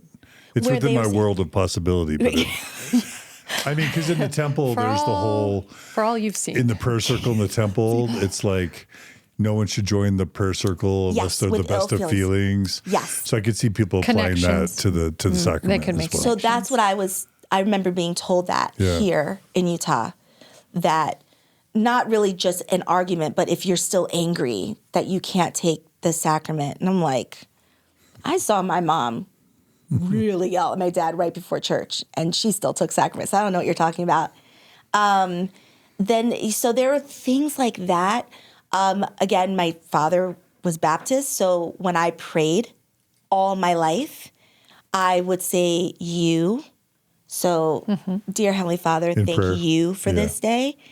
Somebody brought up to me that it should be they, thou. Oh. But the way they did it was very passive aggressive. They're like, are you a convert? And I said, no, I grew up my whole life. They said, oh, are your parents? Yeah, my dad was a Baptist. Oh, that's why you pray that way. Because, we say, so I became very self-conscious with my prayers, which is so weird. It was just weird. That is. So now when I say prayers, it's they and thou and all of that. But it wasn't until the gospel topics essays, and it wasn't even all of them. I saw the priesthood ban one. And that's when everything, I wouldn't say everything, that's when my shelf started wobbling a bit. So we'll have that be the teaser for the next episode. Is that okay? That's fine. Yeah. The shelf is wobbling. The shelf is wobbling. Currently in the story. So that's, this has been Summur-Rayn Berrett's Mormon story up until the point where cracks started developing and things started getting dicey. Difficult, complicated, dicey. Yeah. So this has been great. I mean, I love it that we got your story because there are just so many types of stories we don't cover. And this is a really very, very valuable contribution to our library. Yeah. Thank you. Yeah. And it gets better. Like you ain't seen nothing yet. So if you enjoyed, or even if you didn't enjoy this past 3.5 hours, come right back for part 2, because we're going to talk about what happens to Summur as she starts to learn things about the church she didn't know. And it involves a faith journey, faith crisis, mixed faith marriage, trying to decide what to do with your membership or with your relationship with the church while you've got kids living in Utah with a believing husband, with a dad who happens to be an ex-NFL football player and one of the 4 congressmen representing Utah and what that's like. So much cool, more stuff to come. Summur, this has been great. Thank you. Thank you. Yeah. How does it feel to have this part down? Feels great. Feels great. Yeah. Good. And Margie, it's been great to have you. Thanks for joining Thank you, us. babe. Yeah. My pleasure. All right. So come on right back for part 2 for more from Summur-Rayn Berrett. Thanks so much for everyone who supports Mormon Stories and the Open Stories Foundation. We couldn't do it without you. Thanks for your donations if you're a donor. And if you're not and you value this type of programming, please go to mormonstories.org, become a monthly donor. Or your tax deductions or your donations are tax deductible. And we're transparent in our finances. And all that we do is to try and support Mormons in their journeys and to promote informed consent and transparency in the church and to support people in transition. So thanks for your support. Come right back. We'll see you all again soon on another episode of Mormon Stories Podcast. Thanks, Summur.